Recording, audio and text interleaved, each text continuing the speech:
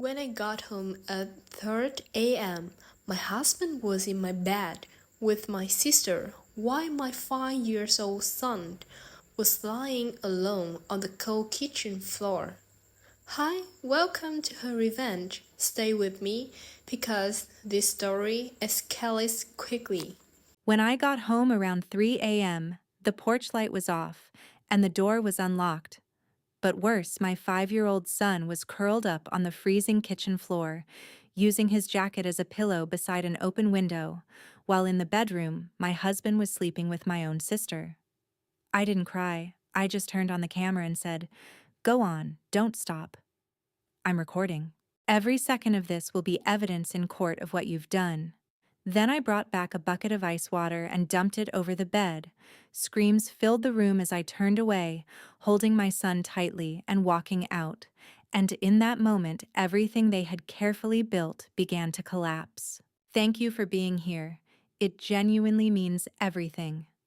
Now tell me in the comments, what city or country are you joining from today? Let's see how far this story has traveled.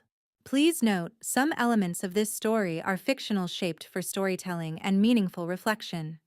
Names and settings are coincidental. The message, however, is one worth holding on to. The porch light was off. That was the first thing I noticed before I even cut the engine. I sat in the driveway with the headlights still on, watching the front of the house, and felt something tighten in my chest that I couldn't immediately name. In 4 years of late nights board meetings that ran past 11 emergency calls pulling me back to the hotel before dawn, industry dinners, where the wine kept flowing and the conversation kept going, and nobody checked the clock, that porch light had never been off. It was motion-activated automatic, wired into the house's main system. It wasn't the kind of light you forgot to turn on. It wasn't the kind of light that turned itself off. Garrett had noticed the sensor acting up back in the spring, promised to call someone about it. Mentioned it again in August. By September, I had stopped asking. I turned off the engine. The street went quiet. Outside, Chicago was doing what Chicago does in November, committing to it. The snow had been falling since early afternoon, thick and unhurried, the kind that doesn't announce itself dramatically, but simply accumulates until the world looks different. Maple Street was white from curb to curb, undisturbed, except for the twin tracks of a salt truck that had passed maybe an hour ago. 14 degrees Fahrenheit, the kind of cold that doesn't negotiate. I sat in the car for 90 seconds before I opened the door. I know it was 90 seconds because I watched the dashboard clock. I wasn't sure why I was waiting. It wasn't fear exactly, more like the particular stillness that comes when something in the back of your mind has already processed information your conscious self hasn't caught up to yet. Something was wrong with the dark. I just didn't know which wrong it was. The front door was unlocked. I stood on the front step and tried the handle before I reached for my keys, and it turned. All the way. Unlatched, unbolted, open. Garrett double-locked that door every single night without exception. It was one of his few consistent domestic habits. A small, reliable thing I had come to count on. Deadbolt and chain every night, especially when Finn was sleeping. The door being unlocked at 2:47 in the morning wasn't an oversight. It was an absence of thought about the people who were supposed to be protected inside. I pushed it open slowly and stepped into the hallway. The living room was dim, not dark, but operating on the low amber light of the single lamp we kept on the side table near the window, the one we never fully turned off. On the coffee table, a bottle of wine, 2/3 empty, no coaster underneath it. I crossed the room and looked at the label. Côte du Rhône, a producer from the southern Rhône Valley, not expensive exactly, but deliberate. We didn't keep this in the house. Whoever had opened it had brought it specifically for tonight.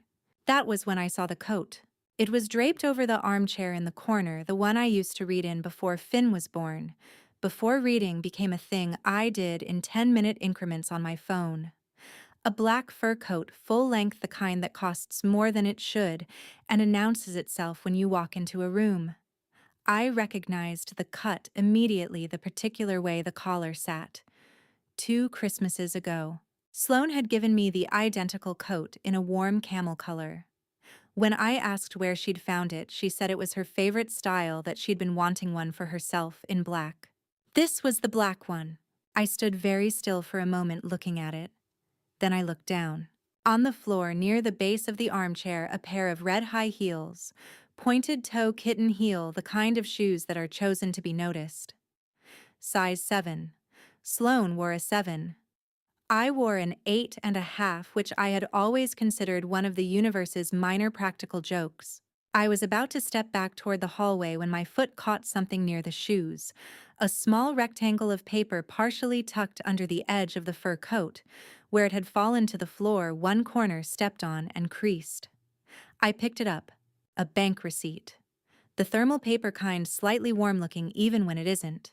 Printed header, First National Bank of Miami, South Brickell Branch. Transaction type cash withdrawal.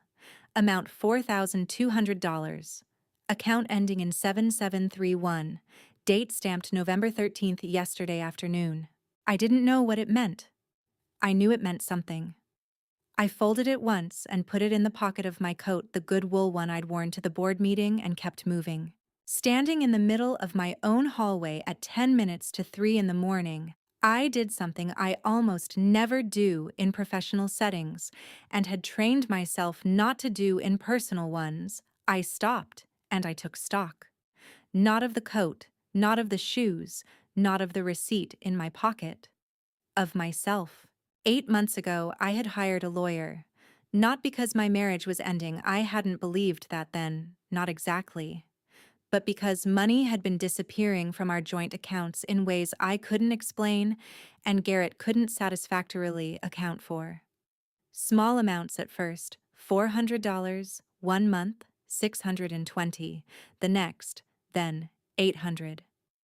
Irregular. Below the threshold that triggers automatic bank alerts, the kind of drain that looks like ordinary household variance until you put 4 months of statements side by side and notice the pattern. I had put 4 months of statements side by side. I had noticed the pattern. The lawyer's name was Margot, a referral from a colleague, a woman who specialized in high-asset divorce proceedings and was known apparently for being very good at preparing for things before they became necessary. I had told her, "I don't think I'm getting divorced. I just think something is wrong with my money." She had listened, asked 12 questions I wasn't expecting, and said, "Then let's make sure you're ready just in case." I had prepared for losing money. I had thought that was what I was preparing for. I looked at the coat on the chair. I looked at the shoes on the floor. I looked at the hallway that led toward the bedrooms, toward the closed doors, toward whatever was producing that faint amber glow under the master bedroom door at the far end. I had not prepared for this. At the end of the hallway on the left was Finn's bedroom. The door was open. Not wide open, just ajar, a 2-inch gap, letting the hallway light fall in a thin line across the carpet inside. Garrett closed that door every single night. It was part of the routine, as automatic as the double lock on the front door, as automatic as the nightlight we'd installed when Finn was 3 and startled easily. The door was never left open. Not once in 2 years. I walked toward it. I put my hand on the doorframe. I pushed it open. The room was empty. Finn's bed, the one with the navy blue comforter and the small stuffed rabbit tucked against the pillow, had not been slept in. The sheets were smooth and undisturbed, exactly the way I had made them that morning before I left for work.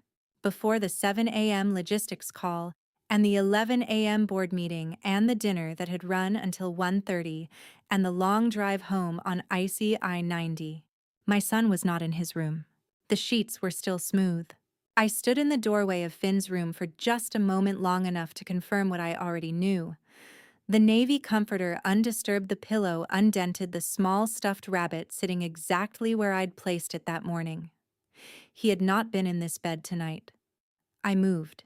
Bathroom first. I checked the bathroom because that's what you do when your child isn't where he's supposed to be, and your brain is still trying to give the situation a reasonable explanation. The light was off. The step stool he used to reach the sink was pushed against the wall in its usual place. No Finn. The hallway closet next coats the vacuum a box of winter gear we hadn't unpacked yet. I closed it quietly and stood in the hallway and listened to the house. What I heard was nothing. Not the nothing of an empty house, but the nothing of a house where people are deliberately still. I turned toward the kitchen. The light was on low, the under-cabinet strip we kept on at night for the same reason people leave a light on over the stove. Practical, habitual, not a choice, so much as a routine. The kitchen was at the back of the house, separated from the living room by a half wall and 3 steps down, and as I came around the corner, I felt the air change. Colder. Noticeably wrongly colder. The window above the sink was open. Not open in a way that suggested ventilation or intention, open 1 inch, maybe slightly more, the kind of gap that happens when someone pushes a window up without thinking and then walks away from it. Outside that window it was 14 degrees. The cold was coming in steadily, quietly, the way cold always enters a room when it's been given even the smallest invitation. And then I saw him. Finn was on the floor beside the refrigerator. He had a habit on nights he couldn't sleep of coming to the kitchen for water. The step stool near the sink told me he had made it that far before lying down. Curled on his side on the tile, his knees drawn up toward his chest the way he slept when he was cold. His jacket, the blue quilted one he wore to daycare, the one with his name written on the tag in black marker, was folded under his head. He'd made himself a pillow out of the only soft thing within reach. The tile beneath him was the large format kind, the light gray porcelain we'd put in during the renovation 3 years ago, chosen because it was easy to clean and looked good in photographs. It held cold the way stone holds cold, completely, without apology. I crossed the kitchen in 4 steps and dropped to my knees beside him. My hand went to his back first, then to his neck. The way you check a sleeping child when fear has outrun reason and your body moves before your mind does. He was breathing. His pulse was steady under my fingers. He was alive and he was okay, and he was sleeping on a cold kitchen floor at 3 in the morning while the window above him let in the November air. He stirred when I lifted him.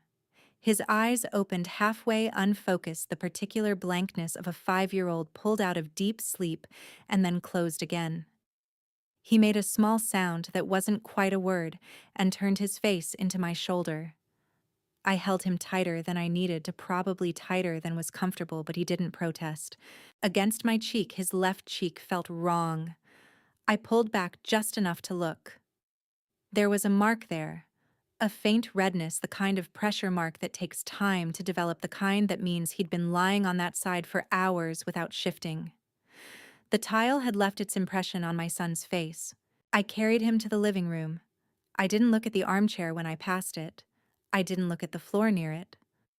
I sat on the couch and settled Finn against me, then reached up and unbelted my coat, the charcoal cashmere one I'd put on at 6 this morning for the board meeting. The one that had cost more than I was comfortable admitting, and that I'd justified as a work investment, and draped it over him. He disappeared under it almost entirely, just the top of his dark hair visible above the collar. For a moment I just sat there with my hand on his back, feeling him breathe. My son, 5 years old, sleeping on the floor of his own kitchen alone, cold, with a jacket for a pillow and a window letting in the November dark, while 2 adults 20 feet away apparently had not thought to wonder where he was. I looked at the clock on my phone. 2:58 a.m. From the kitchen I heard the under-cabinet light flicker. Once, then steady again. It had been doing that since September, a loose connection somewhere in the wiring. Garrett had said something he'd get to when he had time. In 3 months, he had not had time. I had stopped mentioning it the same way I'd stopped mentioning the sensor on the porch light. The same way I'd stopped asking about a lot of small things that accumulated quietly around the edges of our life together. The flicker lasted maybe 2 seconds, but standing in it in that kitchen with my coat over my sleeping son and the cold still seeping in from the cracked window and the mark on Finn's cheek that I couldn't stop seeing even with my eyes closed, something shifted in me, quietly. The way a fault line doesn't announce itself until it's already moved. 8 months ago, I had hired a lawyer named Margot because money was disappearing from our accounts, and I could not make the numbers behave. I had told myself this is a financial problem contained fixable with the right preparation. I had thought the worst thing waiting for me at the end of this was a hard conversation about money and, maybe, the beginning of a very difficult legal process. I had not thought my child on a cold floor. I had not thought the coat on the chair. I had not thought whatever was behind the bedroom door at the end of the hall with its warm amber light and its absolute silence. I stood up carefully without waking Finn. I smoothed the coat over his shoulders one more time. The cashmere was soft and dark and entirely out of place in this moment, which seemed right somehow, like a small insistence that something decent was still present in this house, even now, even here. I walked back toward the hallway. The light under the bedroom door was amber and steady, warm in the way that lights look warm when everything around them has gone cold. It came from the gap at the bottom of the door like something being offered, or maybe like something being kept. I couldn't tell which yet, and I understood that in about 30 seconds I wouldn't have a choice about finding out. I had opened that bedroom door 10,000 times. I knew exactly how it sounded, the soft click of the handle releasing the slight leftward drift of the door as it swung because the hinge on the upper right had never been properly seated. We'd talked about fixing it the first year in the house. Then we stopped talking about it and just learned to account for the drift. That's what you do with the small misalignments in a life. You adjust. And eventually you stop noticing. I opened it the same way I always had. Garrett was in the bed. Sloane was in the bed. The lamp on the far nightstand was on the small one with the linen shade that we'd bought at an estate sale in Wicker Park the summer before Finn was born, and it cast exactly the kind of warm, intimate light that I had once found comforting in that room. There was no ambiguity in what I was looking at. There was no angle from which it could be explained differently. I had opened the door to my own bedroom, and I was looking at my husband and my sister in my bed, and the lamp was on, and the wine was gone, and my son had been asleep on the kitchen floor. I stood in the doorway for 4 seconds. I counted them. Then I reached into my coat pocket, pulled out my phone, and raised it. "I am recording this," I said, out loud clearly at a volume that filled the room. Not a question and not a threat, a statement of fact delivered so that both people in that bed could hear it and could never later claim they hadn't. In Illinois, recording a conversation requires the consent of all parties involved. Announcing the recording in a space where everyone present can hear it establishes that consent on the record. Margot had explained this to me once in passing, the way she explained a lot of things matter-of-factly thoroughly, as though she assumed I would need the information eventually. She had been right. Garrett opened his eyes. He looked at me and said nothing.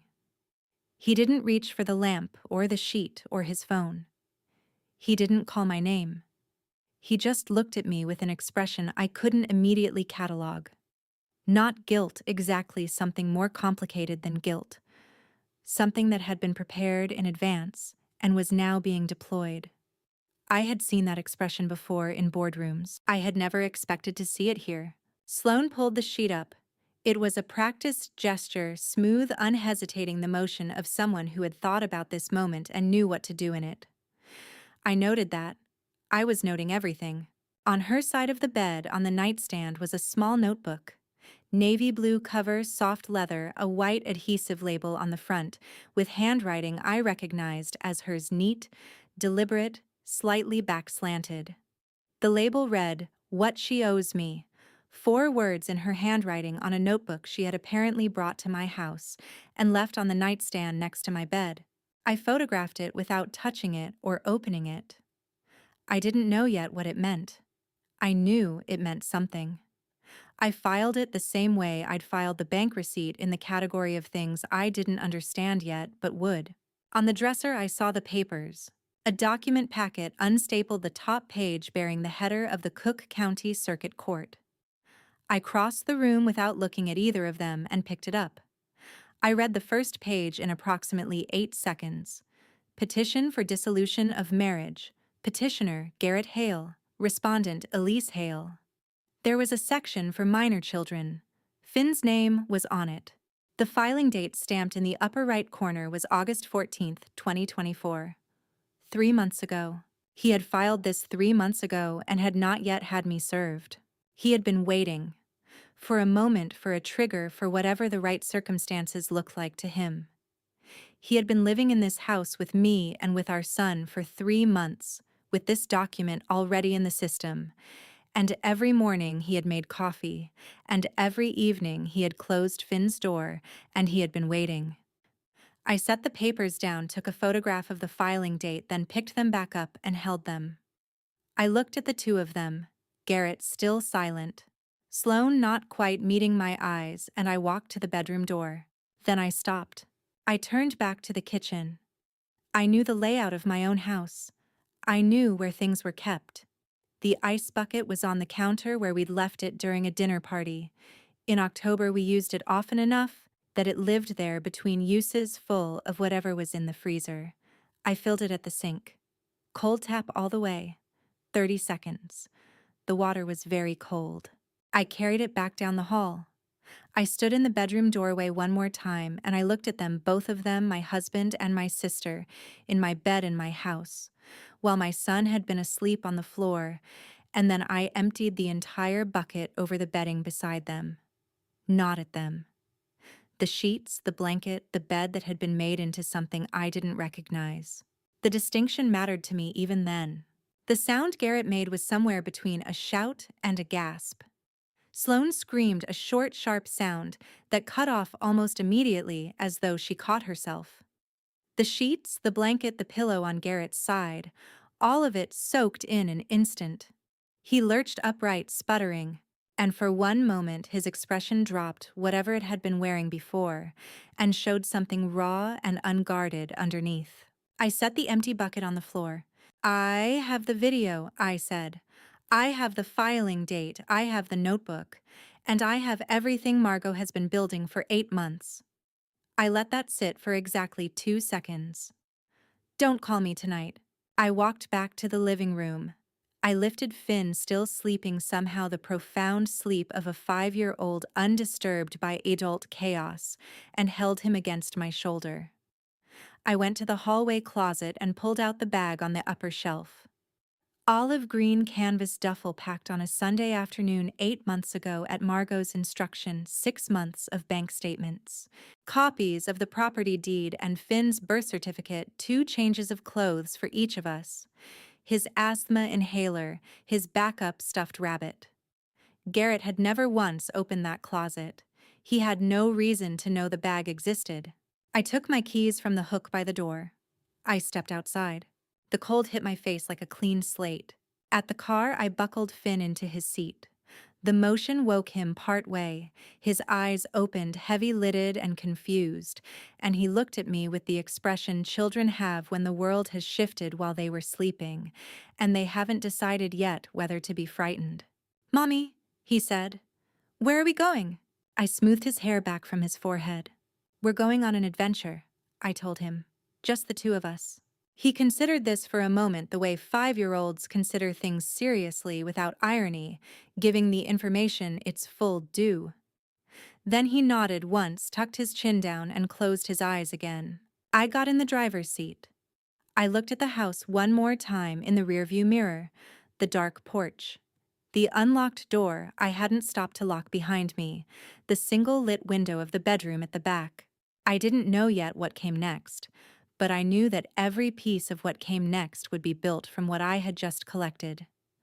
3 items in my coat pocket, a video on my phone, a bag in the trunk, and my son breathing steadily in the back seat. That was enough to start. Chicago at 3 in the morning in November is almost peaceful. That's the thing nobody tells you about the city in the worst hours, how quiet it gets, how functional and indifferent. The expressway was empty except for a convoy of orange salt trucks moving north in slow, deliberate formation, their yellow lights pulsing in the dark. The road surface was white and untouched ahead of me. The buildings along the lakefront stood the way they always stood, lit from within, unbothered by what was happening in any one car on any one road at any particular hour. Finn was asleep again before I'd cleared the first intersection.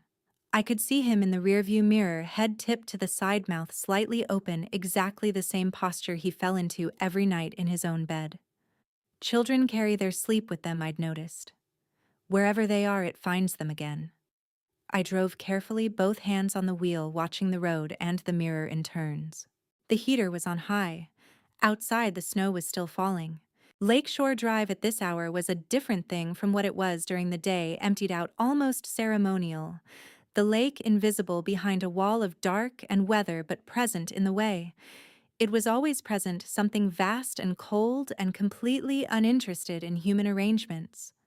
I drove north and let the quiet do what quiet does when everything else has run out of things to say.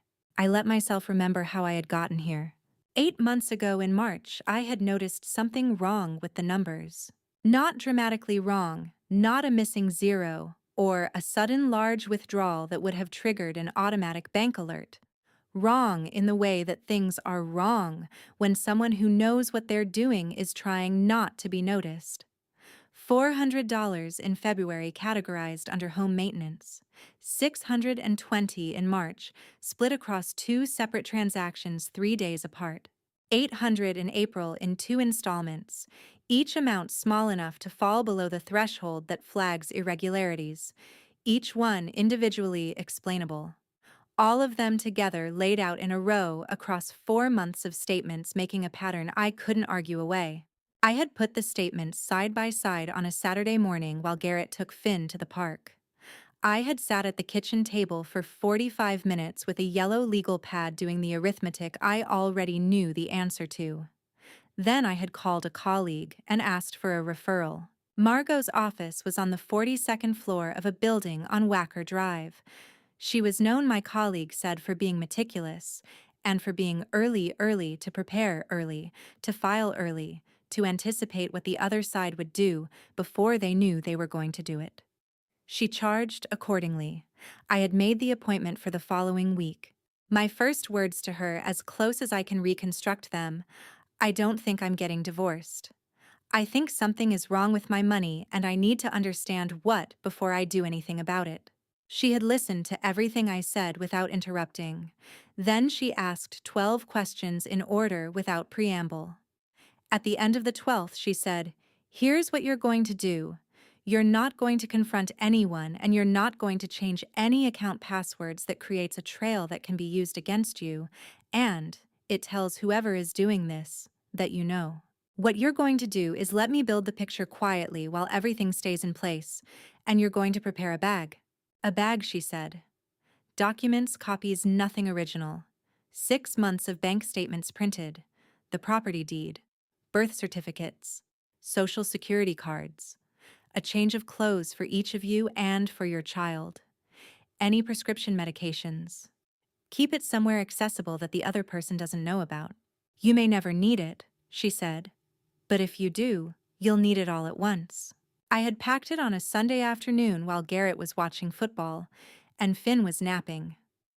I had been methodical about it, the way I was methodical, about most things: list first, then items, then a final check against the list.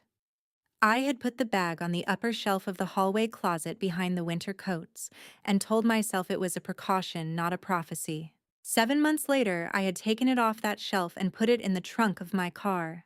There was another thing I hadn't understood at the time, and understood now with a clarity that felt almost physical, the way understanding something too late feels less like insight and more like impact.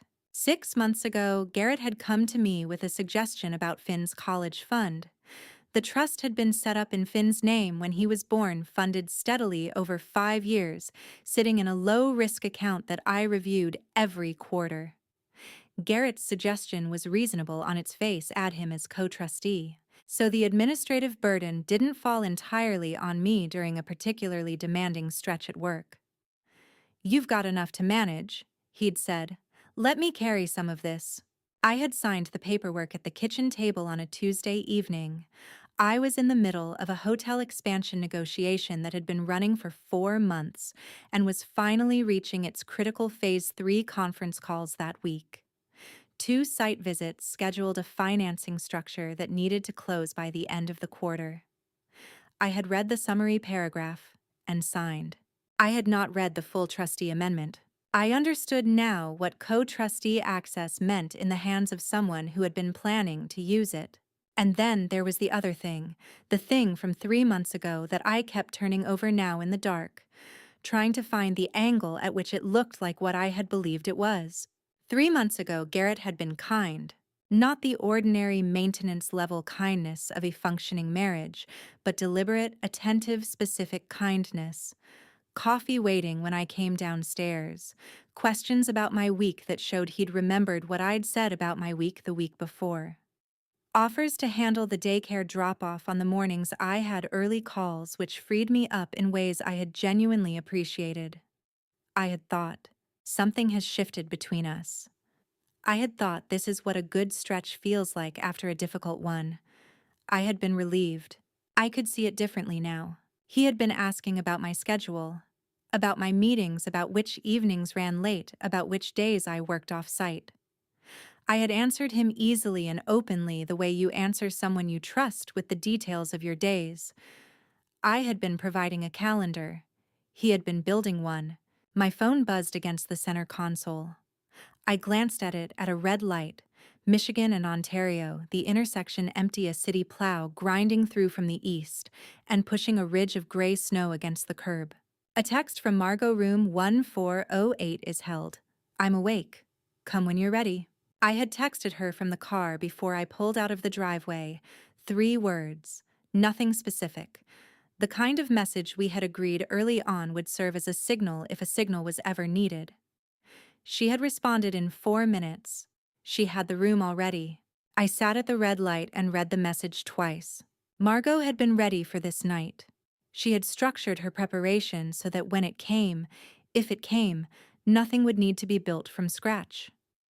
I had hired her because something was wrong with the money, and she had seen, perhaps before I had, that something wrong with the money was rarely only about the money. She had prepared for tonight, I thought. And I had prepared for the wrong thing entirely. The light changed. I drove north. The Gwen's lobby windows were lit from inside that particular warm gold that hotel lobbies maintain at every hour. The deliberate professional warmth that says someone is here. This is a safe place, you can stop moving now. I pulled into the drop-off lane, cut the engine, and sat for just a moment in the silence before I had to begin whatever came next. Finn stirred when I lifted him out of his seat. He was warm and heavy with sleep, and he made a small sound of protest that faded immediately as I settled him against my shoulder. I picked up the duffel with my free hand, pushed the car door closed with my hip, and walked through the revolving door into the light. I did not look back at the street. Room 1408 smelled like clean linen and central heating and nothing else. That nothing else was the thing I noticed most, the deliberate blankness of a well-maintained hotel room stripped of history designed to belong to whoever needed it at a given moment. I had worked in hospitality long enough to understand exactly what went into producing that particular quality of neutral. Tonight, for the first time, I was grateful for it. I set Finn down on the far bed, the one closer to the window. He made a small sound when I lowered him, a brief protest from somewhere deep in sleep, and then settled, one arm thrown out to the side, his breathing evening out immediately. I pulled the hotel blanket up to his shoulders and stood there for a moment watching his chest rise and fall. Then I sat on the edge of the near bed and did not move. I still had my coat on. The wool was damp at the collar from the snow, and I was aware of that in a distant logistical way, the way you register physical discomfort when your mind is occupied with something that makes physical discomfort irrelevant. I sat with my hands in my lap and my coat still buttoned and watched the digital clock on the nightstand change from 4 o'clock to 4:01 to 4:02. Then I picked up my phone and called Margot. She answered on the second ring. Not the groggy, gradually focusing voice of someone pulled out of sleep. She answered the way she answered during business hours, alert and already present. She had been awake since my text from the car. I had expected nothing less. "Tell me everything," she said. "From the beginning. Take your time," I told her. I went through it in sequence the way I would have briefed a board: the porch light, the unlocked door, the wine, the coat, the shoes. The receipt I had found on the floor near the armchair: First National Bank of Miami, $4,200, account ending in 7731. The bedroom. What I had seen there. The notebook on the nightstand, photographed but not opened. The divorce papers on the dresser, Cook County filing date August 14th. I told her about the ice water. I told her I had announced the recording first out loud the way she'd once explained I would need to. She said, "Good." I told her about the go bag already in the trunk. I told her where I was. When I finished, I transferred the video file and the notebook photograph to the encrypted sharing platform Margot's office used for sensitive materials, a system I'd been given access to 8 months ago when we first started building the paper trail. The upload took 40 seconds. She confirmed receipt. "The divorce petition," she said. "I'm pulling the Cook County records right now." I could hear her typing. A pause. "It's here. Filed August 14th. Not yet served." Another pause. He was waiting. He needed something, a moment, a catalyst, a circumstance that would let him claim the moral high ground before you could establish yours. She said it without editorializing, the way she delivered all information as fact, not as condolence. He was waiting for tonight. "How long have you known it was coming?" I asked. "I didn't know. I suspected the shape of it." She paused. "I've been running a soft audit on your shared accounts for the past 2 weeks.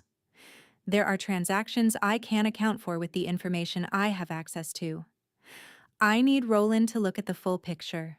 Roland was her forensic accountant, a specialist she brought in on cases where the financial complexity exceeded what standard discovery could efficiently untangle. I had not yet met Roland.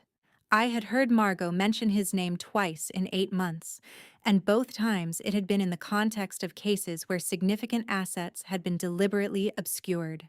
The fact that she was invoking him now told me something about the scale of what she suspected. "How much?" I asked. She was quiet for a moment. Not the silence of someone who doesn't know, the silence of someone deciding how to deliver information that will land hard. "Based on what I can see right now without Roland's full analysis, I think we're looking at somewhere close to $94,000, possibly more."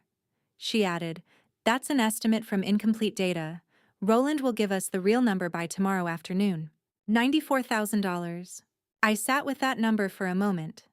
I had been managing 9-figure budgets for 5 years. I understood money at a scale that made $94,000 a small line item in the wrong context. But this was not the wrong context. This was Finn's college fund. This was the life insurance policy I had taken out when he was born and named him as beneficiary.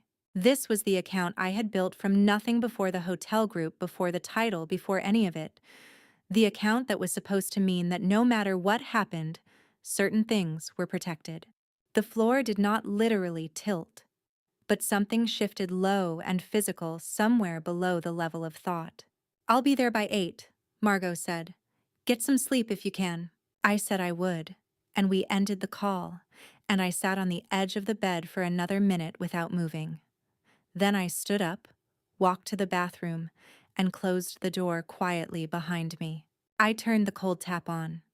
Not for any practical reason, just for the sound of it, and for the privacy the sound provided. Then I sat down on the edge of the tub and I cried. I watched the clock on my phone while I did it. 4 minutes, I had decided, 4 minutes. Though I couldn't have told you why, 4 specifically, only that it felt like the right duration for what I was allowing myself. Enough to be real. Not enough to become something I couldn't pull back from. When the 4 minutes were up, I turned off the tap, washed my face with cold water. and stood in front of the mirror until my breathing was even. The woman in the mirror looked tired. She looked like someone who had been awake for 22 hours and had spent the last 90 minutes of them doing things she hadn't expected to have to do. She also looked, I thought, like someone who had not yet made a single mistake tonight, who had collected everything she needed, who had called the right person. I turned off the bathroom light and went back to the bed. Finn hadn't moved. I lay down beside him on top of the covers still in my coat and put one hand near his shoulder without touching him, just close enough to feel the warmth coming off him. The room was quiet. Outside Michigan Avenue was empty and white. I thought about the number Margot had given me. I thought about what Roland would find when he looked at the full picture. I thought about the notebook I had photographed and still hadn't opened, and what 4 words written in my sister's handwriting on a cover might mean. I didn't have answers to any of it yet. Tomorrow, I would start getting them. I had cried for 4 minutes, I thought. Starting tomorrow, I would need every hour. At 5:47 a.m., Finn murmured my name in his sleep. Just once, not distressed, not questioning, just the random auditory surfacing that children do when they dream. He didn't wake. He just said my name into the dark and then was quiet again. I stayed very still and let that be enough for now. By 8 o'clock, the snow had stopped. Michigan Avenue outside the window was white and completely still, the kind of silence that only settles after a storm has finished saying everything it came to say. The plows had been through while we slept. The street below ran in 2 cleared lanes, sidewalks edged with gray-white ridges that caught the flat morning light. The sky had lifted from black to pale silver, which was what passed for dawn in Chicago in November. Finn was sitting up in his bed asking about the waffle maker, not anxiously, with genuine logistical interest. Round waffles or square ones? Could you put syrup on both kinds? I told him I believed the answer to all 3 questions was yes, and watched something settle in his face that I recognized as satisfaction. We ordered room service. Finn separated his fruit by color into distinct territories on the tablecloth, then ate his waffles with the focused dedication he reserved for things he considered important. I drank black coffee and let myself have 10 minutes of just watching him. Then, without looking up from his plate, he said, "Daddy said Aunt Sloane was coming to make pancakes last night." I set my cup down, carefully without a sound. "He told me before I went to sleep." Finn continued spearing a piece of waffle. "She was going to make the blueberry kind, from the box." "That's nice, baby," I said in exactly the tone I'd have used if he'd told me about a song he heard at daycare. My voice did not change. My face did not change. But I held my coffee cup without drinking from it for a long moment after. The evening hadn't been impulsive. Sloane had been invited, told when to arrive, what to bring, what to make, while I sat in a board meeting 40 minutes away, while I drove home on icy roads, while I walked into my own house at 2:47 in the morning. It had been arranged. All of it. I set that fact aside. There would be time for its full weight later. Margot arrived at 10 o'clock with Roland's preliminary findings. He'd been working since before 7 that morning. She placed a single page on the desk between us while Finn watched cartoons across the room. One name underlined at the top: Meridian Consulting, LLC, registered in Portland, Oregon. 14 months ago, listed purpose management consulting. A registered agent whose name meant nothing to me. Below it, 3 transfers from our joint checking account, $8,400, then $11,200, split across 2 transactions, then $11,400, processed in smaller increments over a week. All of them routed to Meridian. All of them in amounts and patterns that had slipped below the bank's automatic alert threshold. I had no connection to Portland. I had never heard of Meridian Consulting. I had never signed a contract with anyone by that name. "Who owns it?" I asked. "That's what Roland is still pulling," Margot said. "The registered agent is a placeholder. The actual ownership structure requires a deeper records request. He'll have it by early afternoon." I looked at the page. Portland, Oregon. The name sat there with the particular blankness of something that knows exactly what it is and is simply waiting for you to figure it out. Finn said, "Mommy, come look." He was at the window standing on the lower bar of the radiator cover for height, his nose nearly touching the glass. On the stone ledge outside, a cluster of pigeons had landed in the snow, 8, maybe 10, moving in their small investigative circles. I walked over and stood beside him.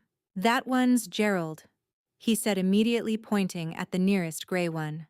"That one's Captain," a larger bird to the left. "That one doesn't have a name yet."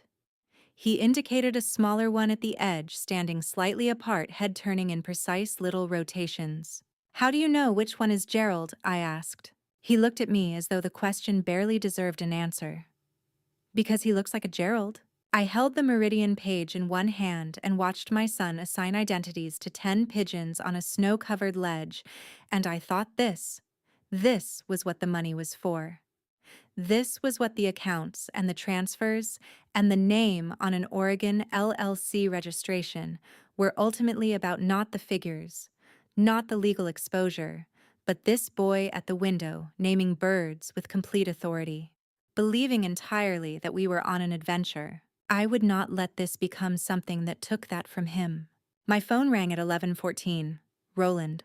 His voice had the careful flatness of someone who has found something that made him angry on your behalf and is working hard to stay professional about it. "I found the owner of Meridian," he said. "You need to come see this in person." Before I show you the exact numbers Roland laid on that table, comment 94 right now so I know you're still with me. Because what came next wasn't just a betrayal, it was architecture. Note the story ahead carries some fictional elements woven in for depth and narrative purpose. It may not reflect every detail of reality. If that's not for you, it's completely okay to step away now. Roland's office was on the 14th floor of a glass building on LaSalle Street, where the financial district meets the river and the wind off the water hits, at an angle that makes even warm days feel like they have an edge to them. I had been here once before, last spring, a routine portfolio review that had taken 40 minutes and required no decisions.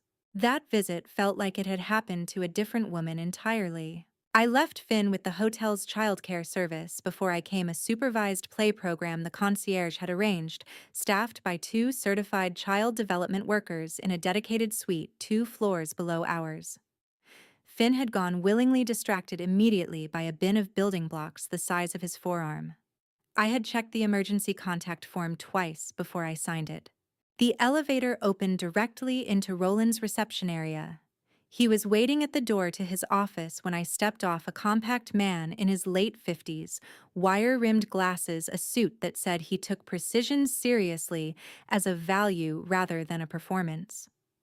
He shook my hand briefly, let us in, and closed the door. The room was all glass and organized paper. Chicago spread out behind him through the floor-to-ceiling window, the river catching the gray midday light below the building, stepping back in layers toward the lake. I sat across from him. Margot sat beside me. Roland set a folder on the desk and opened it without preamble. "I'll walk you through it by source," he said. The first number, $31,000. Withdrawn from the joint checking account over 14 months, September of last year through this past October. Not in one transfer, not in any amount that would have triggered the bank's automated fraud detection algorithm, which Roland noted was calibrated to flag unusual patterns in the $8,000 to $10,000 range for accounts with our transaction profile. Every single transfer was structured below $3,000, 11 separate transactions, each one individually unremarkable, collectively accounting for $31,000 routed to Meridian Consulting LLC in Portland, Oregon. "Whoever did this understood how bank monitoring works," Roland said in the tone of someone making a factual observation rather than offering praise.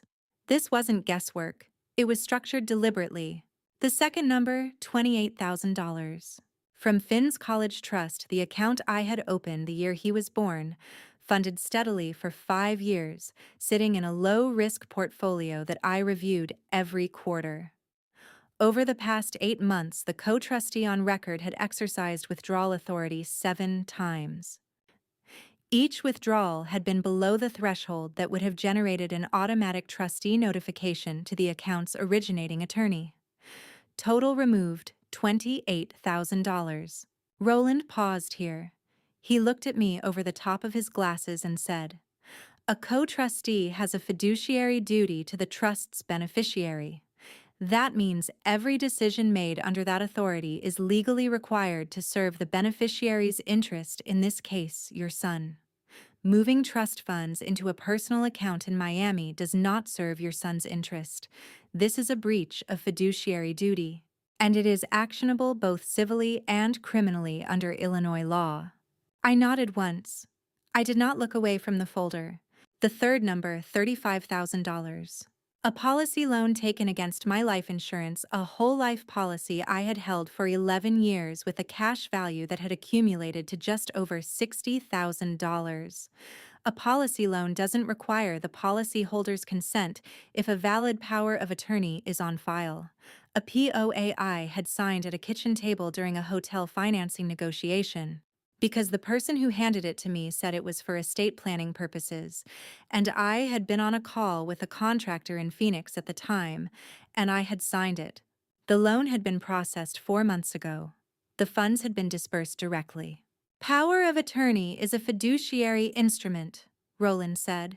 Using it for self-dealing to benefit the agent rather than the principal is a civil tort and potentially a criminal offense under Illinois statute. It doesn't matter that the signature was legitimate. The purpose it was used for was not. 3 sources, 3 different mechanisms, 1 destination. Roland turned to the final page and placed it in front of me. First National Bank of Miami South Brickell Branch. Account name G. Whitmore and S. Hargrove. Account number ending in 7731. I recognized the account number immediately. It matched the last 4 digits on the receipt I had found on my living room floor the night before, the one that had been lying near the armchair partially stepped on. I had not known then what it meant. I knew now. Hargrove. Sloane's last name was Hargrove. There was no other S. Hargrove in the context of my life. G. Whitmore. I turned the name over in my mind, the way you turn over a stone you haven't seen before, looking for something familiar in the shape of it, some angle from which it resolved into something known. There was nothing. I had never heard that name in any context I could locate.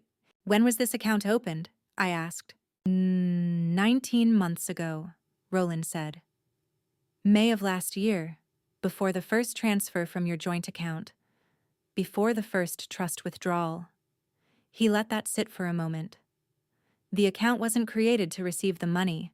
The money was moved to fill an account that was already waiting for it. This was not a crime of opportunity. The thought arrived fully formed with the particular weight of something that had been true for a long time before I understood it. This was architecture. Someone had drawn blueprints and built the house around me while I was still living in it. The login history for the Miami account. Roland continued pulling another sheet, shows access from 2 IP addresses. The first resolves to your Lincoln Park address, your home network. The second is a residential address in a different zip code. I haven't fully resolved it yet. I'll have the location by end of day. I filed that information. A second location. Someone else with access. My phone vibrated on the desk beside me. I glanced at the screen. A text from Derek Slade. Hey, just checking in. Hope everything's okay. Let me know if you need anything. Derek had been a colleague at Lowe's Chicago for 3 years, someone I had worked alongside closely enough to consider reliable the way you consider. Reliable, the people who show up consistently and don't create problems. I hadn't spoken to him in 10 days. The timing of the message was odd in a way I couldn't immediately articulate. The way a sound is odd when it arrives a half-second after the thing that should have caused it. I turned the phone face down and returned my attention to Roland. He was gathering the documents back into the folder, aligning the edges with the practiced efficiency of someone for whom order was a working condition. I watched his hands and said nothing for a moment. Then I said the name aloud quietly once more to hear it in my own voice than for any other reason. G. Whitmore. It sat wrong in my mouth, like a word in a language I didn't know I had already been speaking. I picked Finn up from the hotel childcare at 3 o'clock. He had made a drawing a dog with 6 legs and an expression of remarkable self-possession rendered in the orange and green markers that apparently had been the most appealing options available. He presented it to me with both hands formally the way children present things they have decided are significant. I took it with both hands the same way, because it deserved that. I folded it carefully and put it in my coat pocket next to the Miami receipt. Back in the room, Finn settled on the floor near the window with the hotel notepad and a cup of pens he'd assembled from the desk the nightstand, and what appeared to be a previous guest's forgotten ballpoint that had been under the radiator. He began drawing a second dog, this one with 7 legs, apparently committed to a pattern. I sat at the small desk and opened my laptop and did what I had been doing in every available gap between the events of the last 12 hours I worked. Not because there was nothing else to think about, because there was too much, and work was the container that kept my mind from spreading in directions I couldn't afford yet. At 4:15 my phone rang. "Margot, I have something from the investigator," she said. "Are you somewhere you can talk?" I looked at Finn. He was fully absorbed in his drawing, narrating something quietly to himself in the tone children use when they are both author and audience. I moved to the bathroom, left the door partially open, and sat on the edge of the tub the way I had the night before, except this time I did not turn on the tap. "Go ahead," I said. Margot's investigator, a woman she had been using for 3 years on cases involving financial concealment and corporate asset disputes, had been monitoring Derek Slade's professional communications since early in the summer. Not his personal phone, his work account, the internal messaging and email system used by Lowe's Chicago Hotel, which the company's legal department had granted access to as part of a confidentiality compliance review. Margot had subpoenaed those records through the firm's existing discovery channels 6 weeks ago, when Derek's name had surfaced in a pattern of communication she hadn't been able to fully explain. The records had come in that morning. "I'm going to read you 2 messages," Margot said. The first was sent 11 weeks ago. "She's been talking to a lawyer named Margot. I think she knows about the money." Sent from Derek's work account. Recipient an external personal email address that Roland had since linked to Garrett Hale. The second message was sent 3 weeks later. "Roland is involved now. You need to move faster." I sat on the edge of the tub and looked at the grout line between the tiles on the wall opposite me. I looked at it for a long time. It was very straight, very white, the kind of meticulous detail that good hotels maintain, because the guests who notice it have paid for the right to. 3 weeks ago, I had come downstairs on a Thursday morning to find coffee already made, not the auto-drip kind, but the pour-over kind that Garrett made when he was paying attention. He had asked about my week. He had asked whether the quarterly review was going well, whether I was sleeping enough, whether I wanted him to handle the daycare pickup on Friday so I could leave early for a site visit. I had thought something had shifted. I had felt for the first time in months like the ground between us was stabilizing. He had been reading a text from Derek Slade and calculating how quickly he needed to move. He had smiled at me across the breakfast table, I thought, while someone was messaging him instructions to finish what they had started. I stayed in the bathroom for 2 minutes after Margot finished.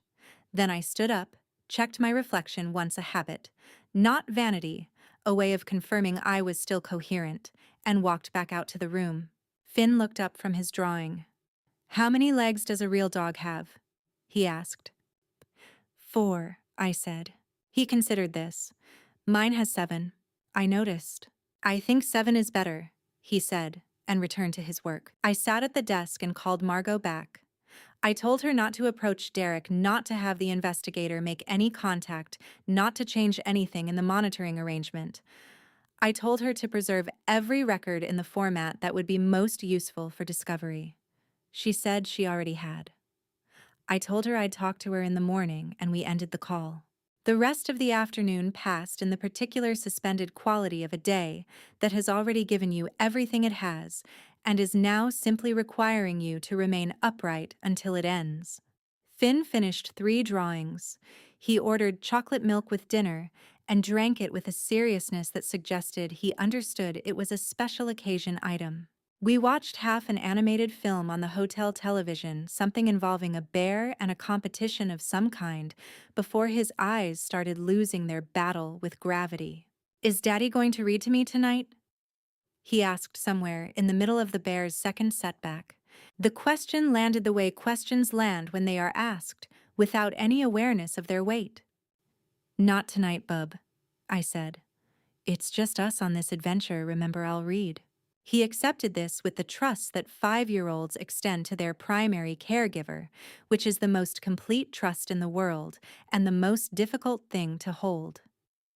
I found the book on the nightstand, a slim anthology the hotel kept as a room amenity, illustrated American folk stories, the kind of collection assembled for guests who wanted something quiet and unchallenging before sleep.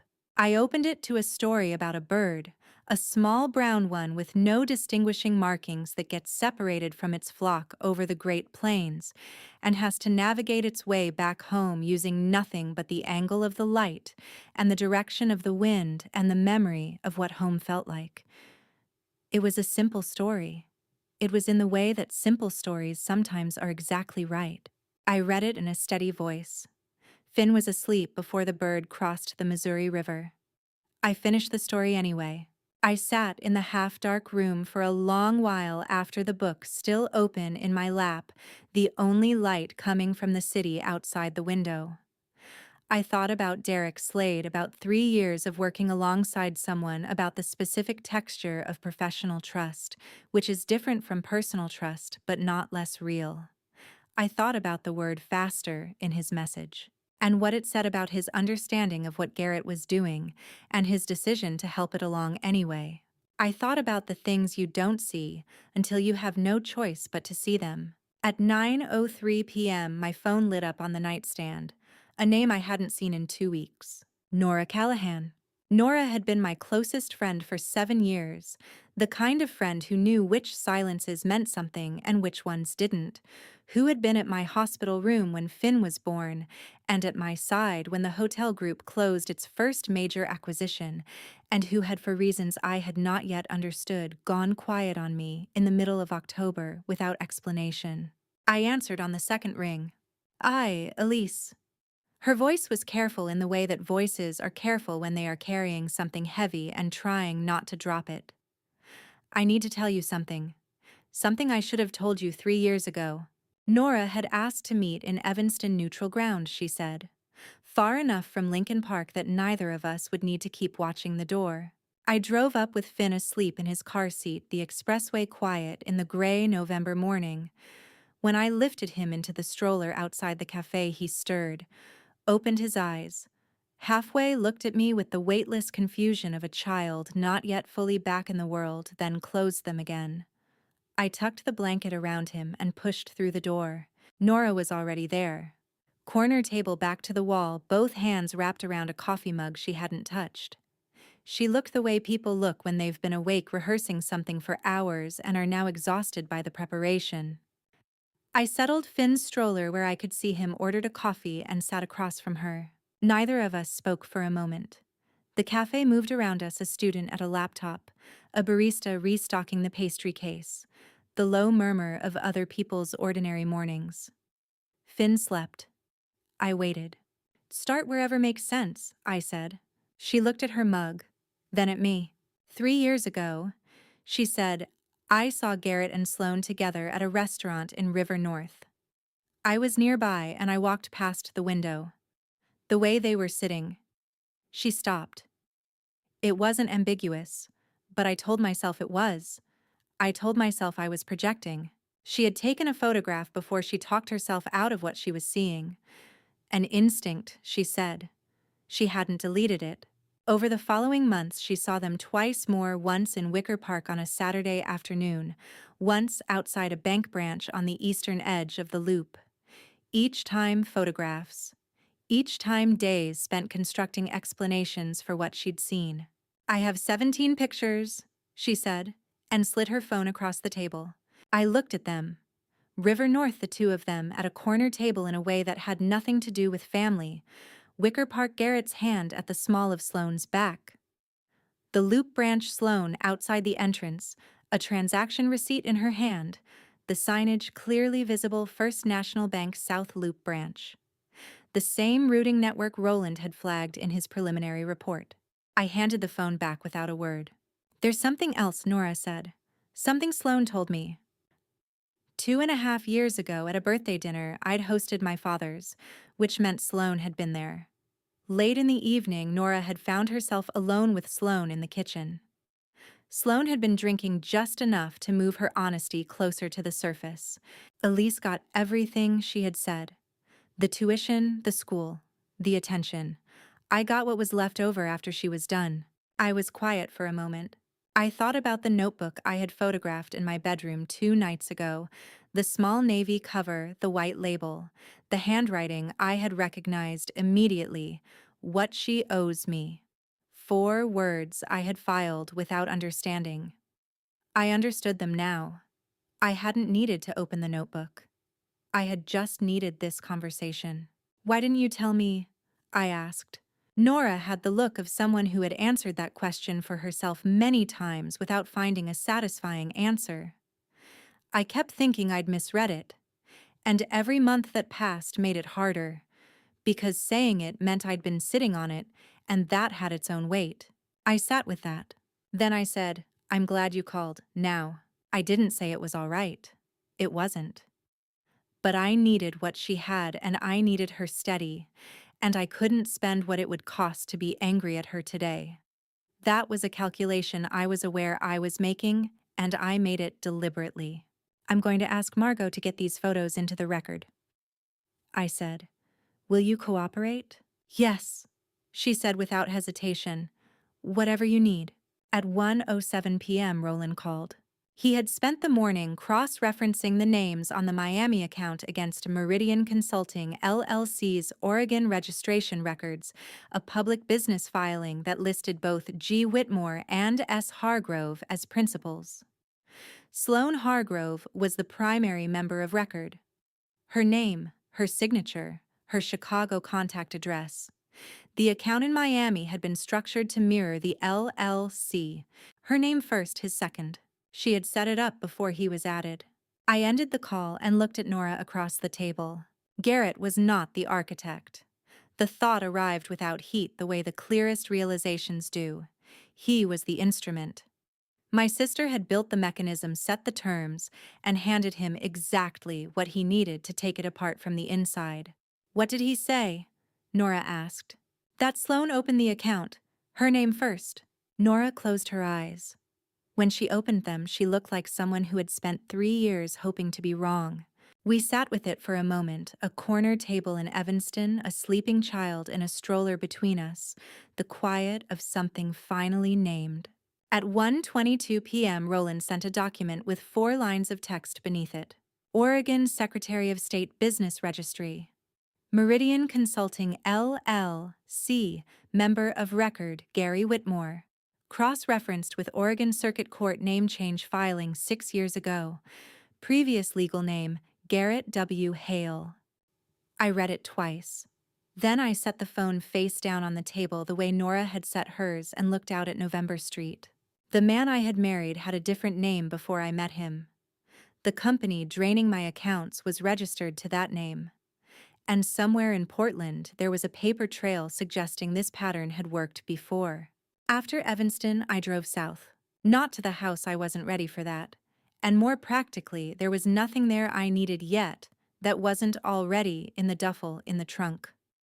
I drove to the park instead, the wide lakefront path that ran along the eastern edge of Lincoln Park, where Finn had spent most of last summer chasing Canada geese, with a level of commitment that suggested he had a strategy, even if the geese disagreed. In November, the geese were long gone, but the path was clear enough to walk, and Finn had been in a stroller or a car seat for most of the morning, and we both needed to move. I parked on Cannon Drive and lifted him out. The cold hit us both at once, clean and sharp, the kind of cold that feels honest after hours of heated indoor air.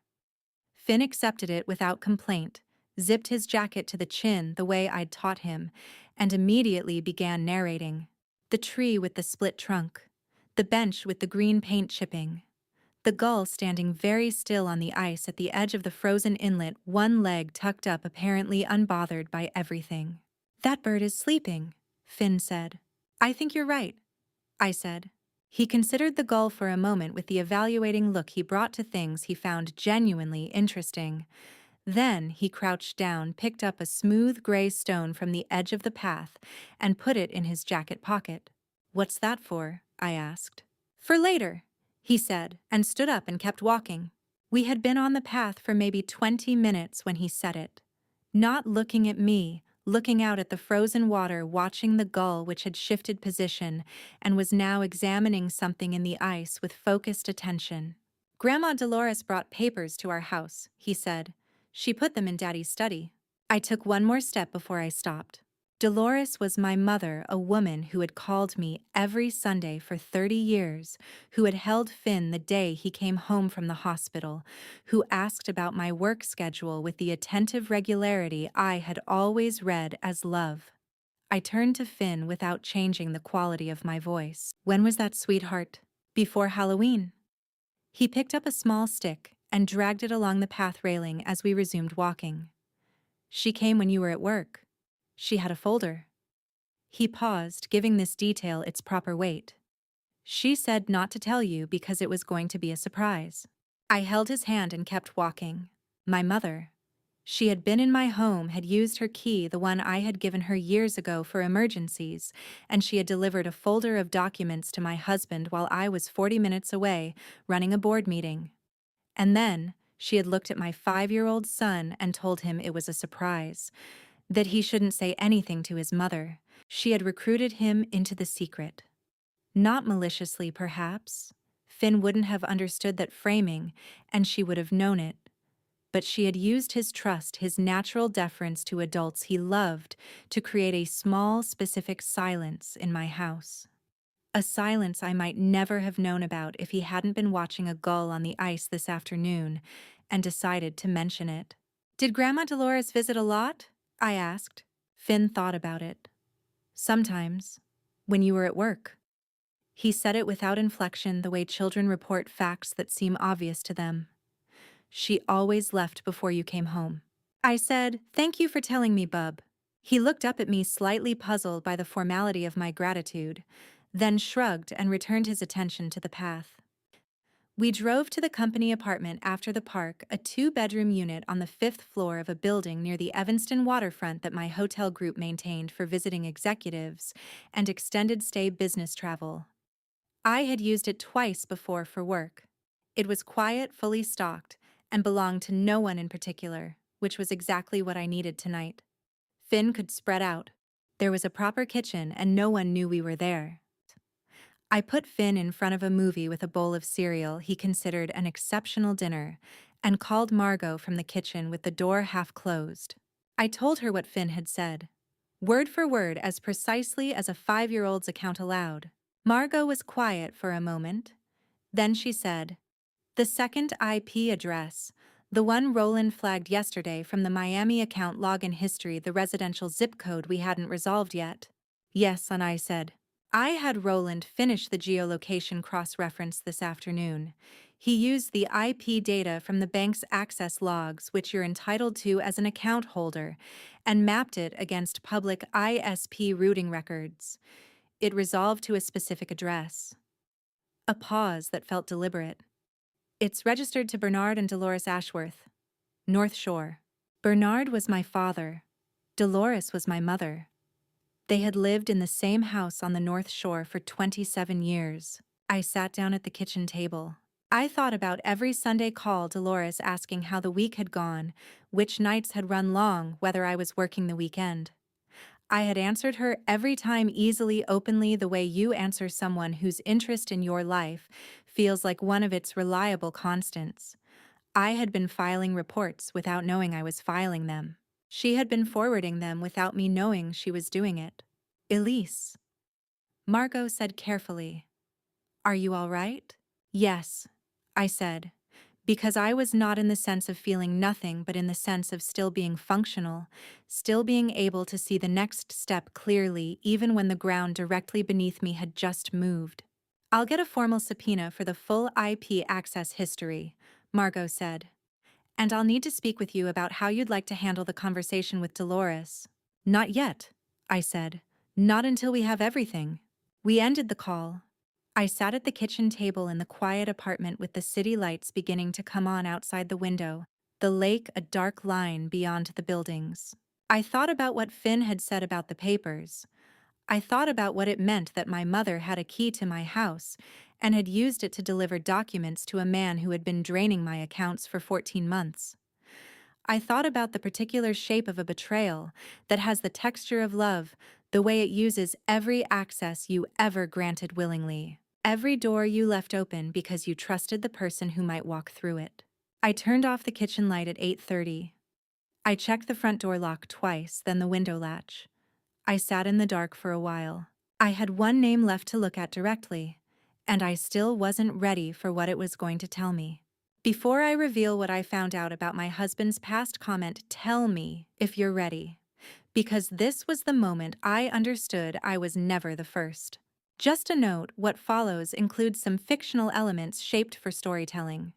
Names, places, and details may not be entirely factual. If you'd prefer to stop here, that choice is entirely yours. The name Gary Whitmore sat in my phone like a splinter small enough to ignore, impossible not to feel. I asked Margot to find Owen. Her investigator took 48 hours. Those 2 days in the Evanston apartment had a suspended quality, the feeling of a pause that wasn't restful, the way a held breath isn't the same as breathing. Finn occupied himself with the things 5-year-olds find in any space, the kitchen drawer full of takeout menus he sorted by color, the hallway with enough clearance to run 3 steps before turning. The window that looked out on a courtyard where a maintenance worker came and went twice, and became in Finn's ongoing private narrative a character named Harold, who was building something important. I worked at the kitchen table. I slept in 4-hour intervals. I waited. On the morning of the 17th, Margot called. Her name is Owen Mercer, she said. She's 43. She lives in Portland, has for the past 6 years. She was briefly married to a man named Gary Whitmore approximately 8 years ago. The marriage lasted 27 months. She filed for divorce. A pause. She reverted to her maiden name immediately after. The divorce records were public Oregon Judicial Department accessible through the state's online case registry. The investigator had located them within the first day. The second day had been spent confirming that Owen Mercer was findable, reachable, and this was the part Margot's voice went careful around, apparently not surprised to be found. I asked if she'd be willing to speak with you, Margot said. She said yes. She said yes immediately. Margot used that word specifically, and I noted it. The video call connected at 2 o'clock that afternoon. Owen Mercer appeared on the screen, in what looked like a home office bookshelves, a window with gray Pacific Northwest light, coming through it a coffee mug she held in both hands. She was composed in the way that people are composed when they have had years to arrive at a particular feeling, and have finally made their peace with it. She looked at me for a moment. Then she said, before I had asked anything, "He did it to you too." It wasn't a question. I said, "Tell me what happened." She did. She was precise, the kind of precise that comes from having told a story to yourself so many times that you've worn it down to its essential facts. Gary Whitmore had come into her life through a professional connection, a colleague's introduction at an industry event in Portland 7 years ago now. He was attentive, capable, the kind of man who remembered small things you mentioned in passing and brought them back in ways that felt like being genuinely known. 2 years in, he suggested restructuring their finances. Her investment accounts were fragmented across different institutions. He said it would be more efficient to consolidate, and he could manage that transition. She had been busy. She had trusted him. She had signed the account amendments without reviewing the full terms. The life insurance came next. A policy loan, he said, for a short-term investment opportunity. the kind that required quick capital and would return significantly more than the loan cost. He had power of attorney.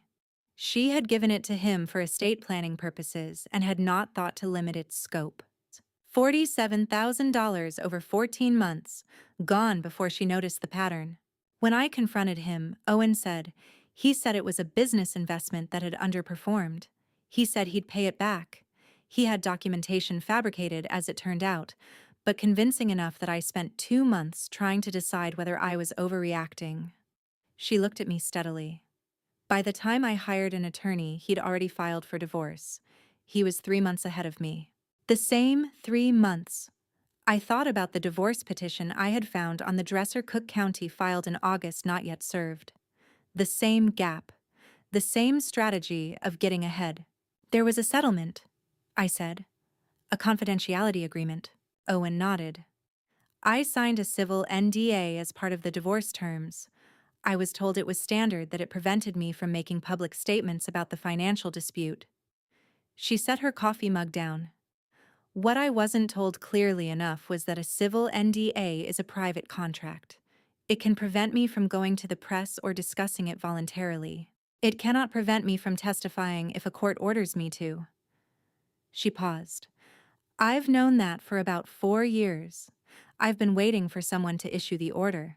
After the call, Margot confirmed what Owen had indicated: a subpoena would supersede the NDA entirely. Owen would receive one through proper channels, and she had already indicated she would comply. Her testimony, the same pattern 8 years prior, executed with the same mechanisms, would establish that the conduct directed at me was not a first attempt. It was a refinement. But there was one more thing I needed to understand before the call ended. The settlement payment, I said, $45,000. Do you know where it came from? Owen was quiet for a moment. It came through a limited liability company. Not Gary's, a different one with no direct connection to him on paper. I only found out later through my own attorney that the LLC had ties to a family member of his. She looked at me carefully. His father-in-law, the one he had at the time. His father-in-law at the time, my father. I always assumed someone put Gary up to it, Owen said. The scheme was too well organized for someone with no experience. Someone had to have designed the structure. I just couldn't prove who. She paused. I'm sorry I couldn't do more then. I hope what I have helps you now. I thanked her and ended the call. I sat beside the window for a long time. I had opened it a few inches while we talked, a habit, a need for outside air when the inside of a room becomes too weighted. The November cold came in steadily. I didn't close it. Bernard, my father, a man who had walked me down the aisle, who had held Finn at the hospital the day after he was born, who called on my birthday every year without fail, and always remembered the exact number of candles. Dolores, my mother, who had a key to my house and had used it to deliver documents to a man she had apparently helped recruit into my life. I needed to understand how far back this went.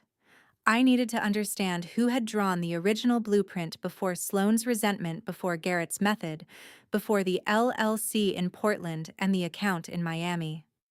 I needed to find the beginning, and I was fairly certain, sitting in the cold with the window open, that the beginning had a gambling debt attached to it. Roland called on a Tuesday morning with the tone he reserved for numbers that embarrassed him. Not the careful, measured voice he used when explaining legal exposure, or the deliberate pacing he employed when reciting transfer dates and routing numbers. This was flatter. Controlled in the way a person controls a door they are closing against something they don't want to let in. I need you to come in, he said. Or we can do this by phone, but you'll want to be sitting down either way. It was 8:47 a.m. Finn was already at daycare on Davis Street, a small, well-lit center I'd used since he was 18 months old. I had chosen it for its background-checked staff, its window-to-wall ratio, and the fact that it kept children occupied with actual activities, rather than a screen in the corner. That morning, I was grateful for the specific distance it placed between him and this conversation. I poured the rest of my coffee into the sink and sat at the kitchen table. Tell me, Roland had followed the Meridian Consulting LLC thread further than I expected. After Owen's testimony about the $45,000 settlement paid through a third-party entity, he had pulled the LLC's operating history, not just the Oregon state registration, but the full transaction record Margot had obtained through subpoena. What he found was that Meridian had not been created for me. It had been created before me. The first documented use of the Meridian account predated my marriage by nearly 4 years. In that earlier period, a single transfer of $45,000 passed through the LLC to Owen Mercer's divorce settlement. The payment was recorded as a consulting disbursement. There was no invoice attached, no service rendered. Roland had traced it backward through 2 holding accounts before landing on a name I already knew: Bernard Ashworth. My father. I did not say anything for a moment. Outside the window, a delivery truck idled on the street below. I watched it pull away. "Keep going," I said. Bernard had accumulated a gambling debt, $120,000 owed to a private creditor based in northwestern Indiana. Not a casino marker, not a documented loan. The kind of debt that does not go through a bank and does not generate a paper trail unless someone is specifically looking for one. Roland had found it through property lien records. A lien placed on Bernard and Dolores's North Shore home in the spring of 2016, later removed. The removal coincided with the first Meridian disbursement. Garrett, at that point still operating under his legal name Garrett W. Hale, had entered the family through Bernard's introduction approximately 10 months after the lien was cleared. Bernard had presented him as a business associate, someone with connections in commercial real estate. Dolores had approved of the introduction warmly. I had been 29, focused on a hotel acquisition in the western suburbs, and I had not asked questions I should have asked. The structure, once Roland described it, was not complicated. Bernard needed a way to manage the debt and keep it invisible from Dolores and from me. Garrett provided financial access and a willingness to work within legal gray areas. In exchange, Bernard provided him with something of greater value: entry, credibility, a family willing to accept him without scrutiny. Sloane's role was the binding element. She had known Garrett before I did, briefly, in the way people in overlapping social circles know each other, and she had her own grievance against our family's financial structure. Her tuition payments had been funded through a trust that closed the year I took over the hotel group. She had never said this directly to me. She had written it in a navy notebook with the words, "What she owes me," printed in her handwriting on the first page. The $4,200 receipt I had found on the entryway floor in Task 1, torn, partial, ink smeared, was now fully explained. It was a cash withdrawal from First National Bank of Miami subaccount 7731 under G. Whitmore and S. Hargrove. Sloane had withdrawn that amount in cash the afternoon of November 13th, the day before she arrived at the Lincoln Park house. The withdrawal appeared in the account log Roland had subpoenaed. The date and amount matched. I thought about her walking into that branch, presenting identification, receiving the bills. I thought about the fact that she had done it the day before coming to my house, to sleep in my bed. I kept my voice even when I called Margot. Civil conspiracy. Margot confirmed when I reached her at noon. Under Illinois law, civil conspiracy required demonstrating that 2 or more parties agreed to commit an unlawful act that caused harm. Bernard's facilitation of Garrett's access to marital accounts, combined with his prior use of Meridian to silence Owen, constituted actionable civil conspiracy. The framework did not require a criminal conviction. It required documentation, a pattern, and a financial judgment. "He won't go to prison," Margot said. "I know," I said. "But the North Shore property." "I know," I said again. I spent the afternoon at Roland's office on LaSalle reviewing the timeline. Finn had extended daycare until 6. I did not eat lunch. I drank 2 cups of Roland's coffee, which was better than I expected from a man who kept packets of instant oatmeal in his filing cabinet. By the time I returned to the Evanston apartment, the sky had gone dark at 4:30 in the way it does in Chicago in November, without ceremony or gradual dimming. Just light, and then the absence of it. I checked on Finn. He was asleep with a picture book spread open across his chest, face turned slightly toward the window. I moved the book to his nightstand and stayed in the doorway for a moment. The voicemail came at 9:17 p.m. I didn't recognize the number at first. It was a North Shore area code. The voice belonged to someone older male, unhurried. Elise, this is Clifton Abernathy. I live at the end of your block, the Gray 2 flat. We've spoken at the park a few times when your boy was feeding the pigeons. I'm holding something I think belongs in a lawyer's hands. Please call me back. I stood in the kitchen for a long time after the message ended. Clifton Abernathy, retired early 70s, silver-haired, always with a thermos at the park bench, had lived on our block for 11 years.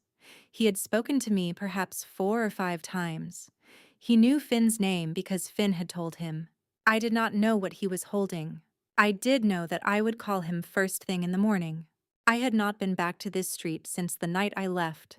Driving down Maple in the early morning carried a particular strangeness, the way a familiar place feels, slightly altered when you have been gone just long enough for it to register differently. The elm trees stood at their same intervals. The neighbor across the street still left his recycling bins out a day early. The sidewalk still buckled at the corner where the silver maple root had been pushing up the concrete for years, despite 3 different city repair tickets. Everything in its place. Nothing the same. I parked one house down from Clifton Abernathy's Gray 2 flat at 9:52 a.m. His front porch light was on, not a motion sensor but a steady, deliberate amber. He opened the door before I reached the bottom step. Clifton was 68, a civil engineer for 31 years before retiring, and he had lived on Maple Street for 22 years. He carried his age with structural solidity, the way a well-built retaining wall holds. He shook my hand, gestured toward the front sitting room, and said, "I'll get to it," which I appreciated. On the low table between us sat a manila envelope, cream brown, its flap folded loosely but not sealed. It had been handled carefully. About 8 months ago, Clifton said, "Your husband came to my door, said he needed temporary storage for documents during a renovation, asked if I'd hold an envelope until he picked it up." He paused. I put it in the hall cabinet and didn't touch it for 6 months. Then one afternoon in early October, a delivery driver held the screen door too long, and the draft knocked the cabinet open. The envelope fell. The unsealed flap pulled back enough for the top sheet to be visible. I looked at it for about 4 seconds. Clifton said. Then I closed it. What I saw were columns, dates, numbers, account numbers. I worked in project finance for a long time. You learn what a financial routing table looks like. He met my eyes. The handwriting wasn't Garrett's. His runs large and forward slanting. Whatever was on that sheet was smaller, more precise. Someone who wrote like they were fitting a lot of information into a small space. I did not pick up the envelope. I looked at it. Margot had told me early in this process that chain of custody was not a formality, it was an argument. Every ungloved hand, every unwitnessed transfer was a seam opposing counsel could pull. I had learned to leave things where they sat and make the call. I called Margot at 10:07 a.m. I described the envelope, the table, Clifton's account of how the flap had come open. I told her I had not touched anything. She said, "Don't. I'm sending someone within the hour." While we waited, Clifton told me about the security camera mounted above his front porch, a standard 1080p system installed 4 years prior after a package theft on the block. It faced outward toward the street and neighboring properties. Its retention window was 90 days. Within that window, after seeing the envelope's contents, he had reviewed the footage. He had found 11 instances of Sloan parking a dark sedan in front of my house and entering through the front door using a key, not ringing the bell, not knocking. A key, on occasions when my black Lexus was not in the driveway. Visits ranging from 40 minutes to 2 hours and 17 minutes. He had logged the dates by hand before calling me. I read them. 3 overlapped with confirmed travel weeks, a board meeting out of state, an acquisition review in Atlanta, a 2-night property inspection in Milwaukee. Dates Garrett had known because he had asked about my schedule. Dates Dolores had known because I always called when I landed. Margot's colleague arrived at 10:41 a.m., a process server working under legal hold. The envelope was bagged and logged in front of Clifton, who signed a witness affidavit on the spot. The USB drive was forensically imaged on site with Clifton retaining the original. Everything documented, everything time-stamped. Before I left, Clifton walked me to the door.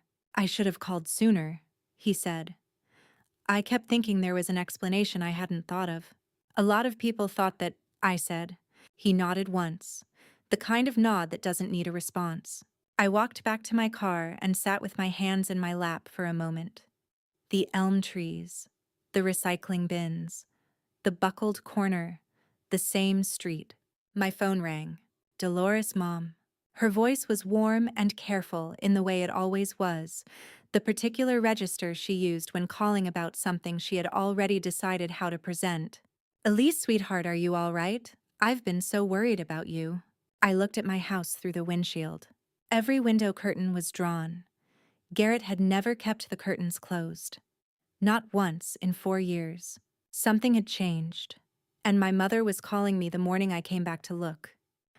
I sat in the car on Maple Street with the engine still running and Dolores's voice in my ear, warm, familiar, practiced, and I thought she has called me like this my entire life. I had never heard the rehearsal underneath it. "Sweetheart, are you eating? Are you getting enough sleep?" "I'm fine," I said. "Finn and I are staying with a friend. Things with Garrett are complicated right now. I'll be in touch." Of course, of course. You know your father and I are here if you need anything at all." "I know," I said. "I'll call you soon." I ended the call and sat for a moment looking at the front of my house. The curtains were still drawn. A city street sweeper moved slowly at the far end of the block, orange light revolving in the gray morning. I put the car in drive and did not look back. Margot was on the phone by the time I reached the expressway on-ramp. I told her about Dolores's call, the timing, the tone, the specific register of studied concern that I had only recently learned to read correctly. I asked her whether I should record the next call. Margot was quiet for a moment in the way she was quiet when she was choosing words with particular care. "No," she said. "Illinois requires all-party consent for recorded phone calls. If you record Dolores without her knowledge, we cannot introduce that recording as direct evidence in court without creating a significant legal challenge. Opposing counsel would move to suppress it, and depending on the judge, they might succeed. More importantly, it hands them a procedural argument they don't currently have. Guan Baigo." "Then what do I do with what she says?" "You listen," Margot said. "You remember. What she tells you shapes what questions I ask under oath. It tells us what to subpoena. Phone records call logs location data, those come through proper channels and they don't require her consent. What she says to you privately becomes the map. The subpoena is the instrument." I understood the distinction. There was a difference between evidence and intelligence. Margot had explained this to me once before, early on in the context of the financial transfers. The goal was not to accumulate everything, it was to collect the right things in the right way so that nothing could be taken back. I drove to the Evanston apartment and spent the rest of the afternoon with Finn, who had graduated from his daycare's Tuesday art project with a painting of what he described as a blue horse standing in snow. He told me its name was Captain, the same name he'd given the second pigeon on the Michigan Avenue ledge back in November, which I did not point out. I taped it to the refrigerator door and made grilled cheese, and I did not think about Dolores until after he was asleep. The following morning, I called her back. It was 8:14 a.m. Finn was at daycare. I was sitting at the kitchen table with a cup of coffee, and the view of the lake through the apartment's narrow east-facing window, a strip of gray water flat and very still in the cold. She answered on the third ring. "Elise, I'm so glad you called. I have a question, I said. Did you come to the house in October before Halloween? A pause. Not long, 2 seconds, perhaps 3. But I had worked in negotiation rooms for 15 years, and I knew the difference between a pause that means I'm thinking and a pause that means I'm deciding. Elise, I just stopped by to drop off some paperwork that your father needed Garrett to sign. It was nothing, it was just, did you give Garrett my schedule? The pause this time was longer. Outside the window, the lake was the color of old pewter. A single white gull moved across the lower corner of the frame and disappeared. Elise. Her voice had shifted, still careful, but the warmth had gone thin at the edges. Your father had a situation, a serious one, and Garrett said he could help us. I didn't know it would go this far. I didn't understand what was going to happen. I set my coffee cup down. You told Finn to keep a secret, I said. Silence. Not the considered silence of someone choosing words. The other kind. He's 5 years old, I said. You asked a 5-year-old child to keep a secret from his mother. Dolores did not answer. I could hear her breathing slightly uneven, the way breathing gets, when a person is holding something back that is not quite grief and not quite guilt, and is perhaps the combination of both that happens when someone has done a thing they cannot fully explain even to themselves. I did not raise my voice. There was no version of this conversation in which raising my voice would have meant anything. I have to go, I said. Elise, please, I was trying to protect. I know what you were trying to protect, I said. I ended the call. I sat at the table for a long time. The strip of lake through the window. Gray and still. She had been frightened. Bernard's debt had frightened her in the particular way that financial ruin frightens people who have spent their lives arranging security, not just the loss of money, but the loss of the structure that money represents. The house, the standing, the appearance of a life that had been carefully maintained. I understood that. I understood it in the way I understood a lot of things about Dolores now that I had not understood before, and understanding it did not change the nature of what had happened. She had given Garrett my schedule. She had known what the papers were, or known enough. She had put her hand on her grandson's shoulder and asked him to be silent about something a 5-year-old child had no framework to carry. Fear was a reason. It was not an excuse. There was a difference, and I intended to make sure that difference was part of the record. I called Margot at noon and told her what Dolores had said. Margot asked me to write it down in as much detail as I could recall and send it to her encrypted file share within the hour. The language would form the basis of my own testimony. The phone record subpoena had already been filed that morning before I made the call, standard practice, she said. Once a party becomes a person of interest in discovery. Dolores's cooperation had been fear-based, not malicious. That distinction mattered. In Illinois, civil conspiracy required a showing of intent to participate in the unlawful act. Fear-based compliance sat in a different category than active design. Margot would argue accordingly. Margot called at 6 p.m. Garrett was served this afternoon, she said in the flat, even tone that meant the information was significant, and she was delivering it without editorializing. Counter petition filed at 2:47 p.m. Cook County Circuit Court. His attorney has 10 days to respond. I stood at the kitchen window and watched the last of the November light leave the lake. And then, I said. And then, Margot said, it begins. December in Chicago is a different kind of cold than November. November cold still carries an argument, the last of the leaves, the occasional afternoon, where the temperature relents for an hour, and you remember what it felt like before. December has already decided.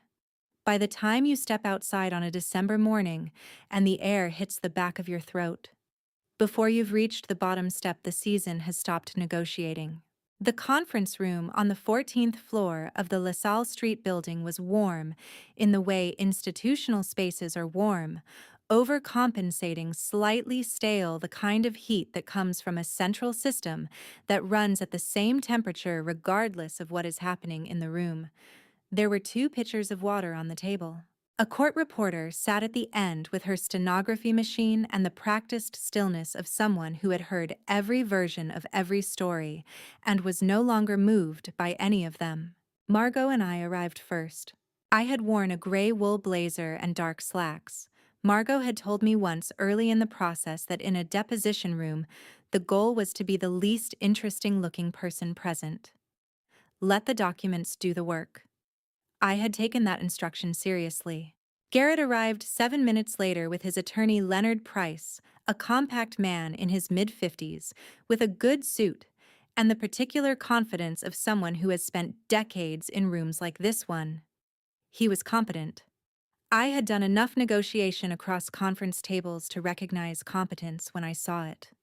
What I also recognized, watching him arrange his legal pad and pen with a fraction too much deliberateness, was that he had not seen our full evidence package before this morning.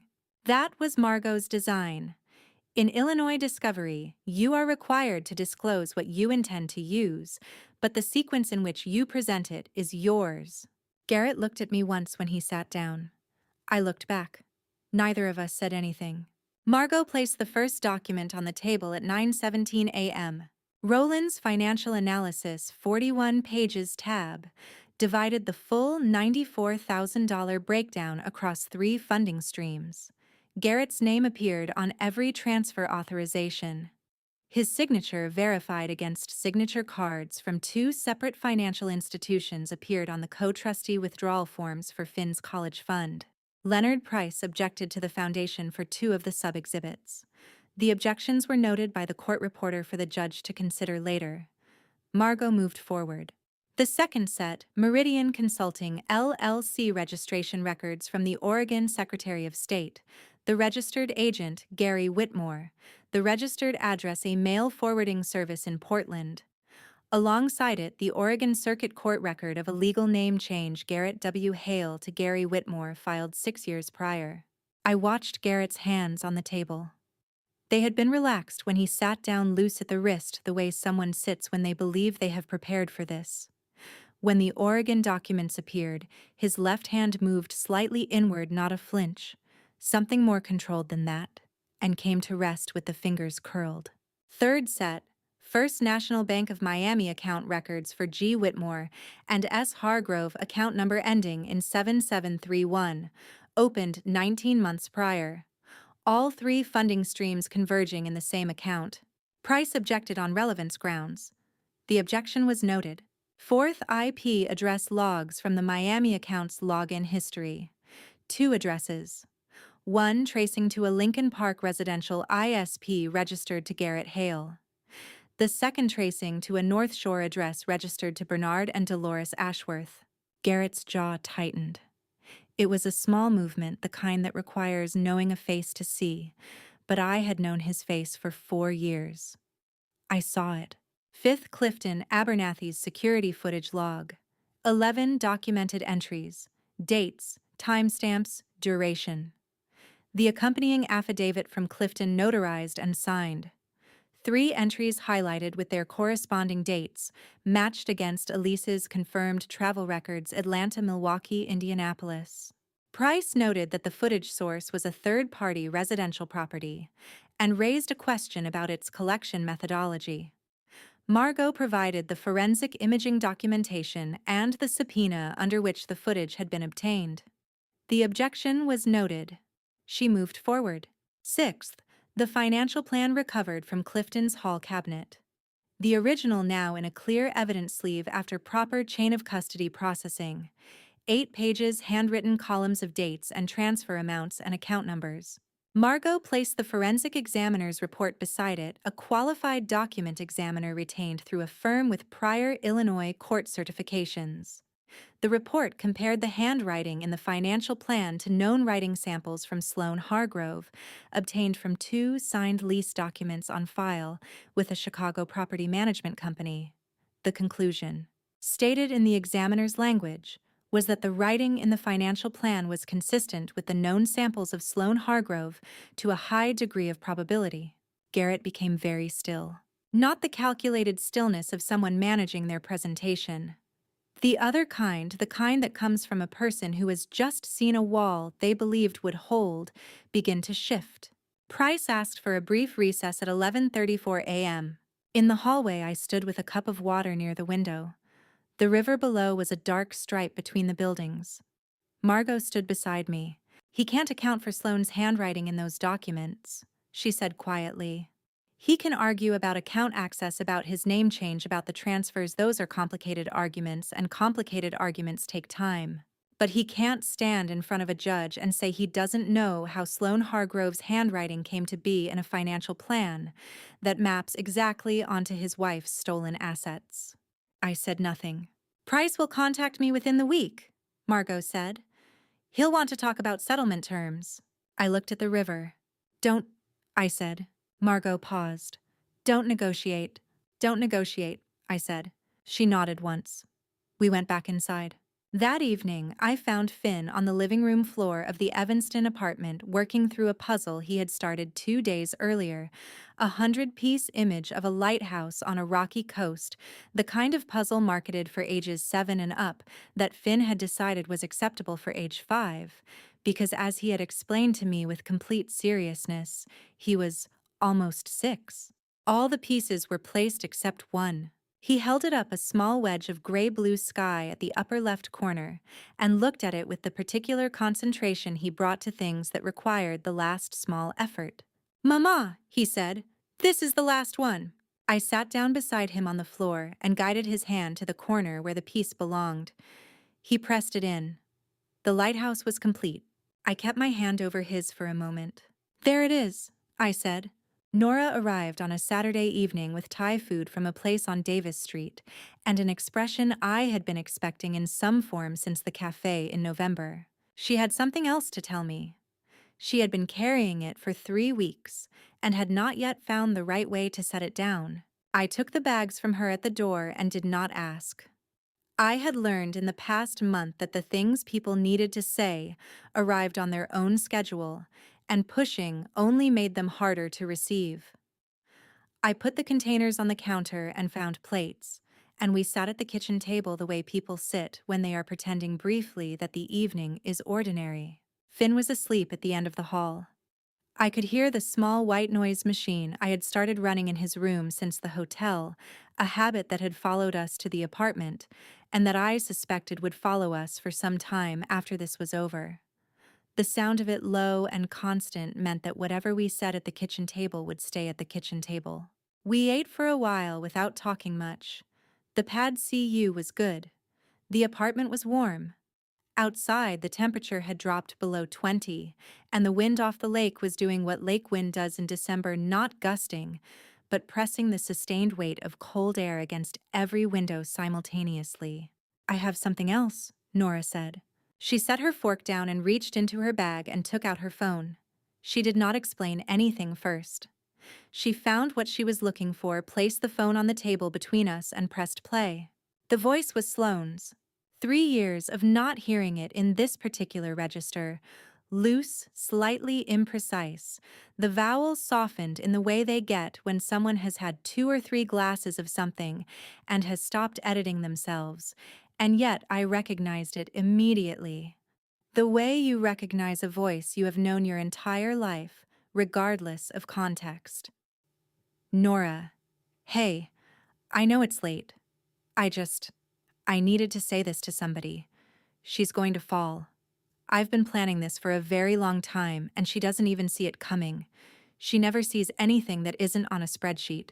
A pause. The sound of a glass being set down. "She has everything. She's always had everything. I just want what's mine." The message ended. The kitchen was very quiet. The white noise machine at the end of the hall. The wind against the windows. The sound of the refrigerator cycling on. I did not say anything right away. I looked at the phone on the table, the screen already darkened, and I thought about the version of Sloane who had made that call standing somewhere 3 years ago in whatever apartment or bar or late-night kitchen holding a glass, deciding to say out loud the thing she had been telling herself privately for long enough that it had started to feel like a fact. She's going to fall. Not I think. Not I'm hoping. A statement of a planned outcome delivered to a mutual friend at some late hour when the planning felt too large to hold alone. She called me on a Wednesday, Nora said. In December 3 years ago. I was in bed. I almost didn't listen to it until the morning. She was looking at the table. When I did, I didn't know what to do with it. I didn't have context for it yet. I thought maybe it was nothing. Jealousy. Venting. I kept it because I didn't know what else to do with it. How many times did you listen to it? Nora looked up. Maybe 50, she said. I nodded. I kept thinking I was waiting for the right moment, she said. But I think I was actually just waiting to not be afraid of it anymore.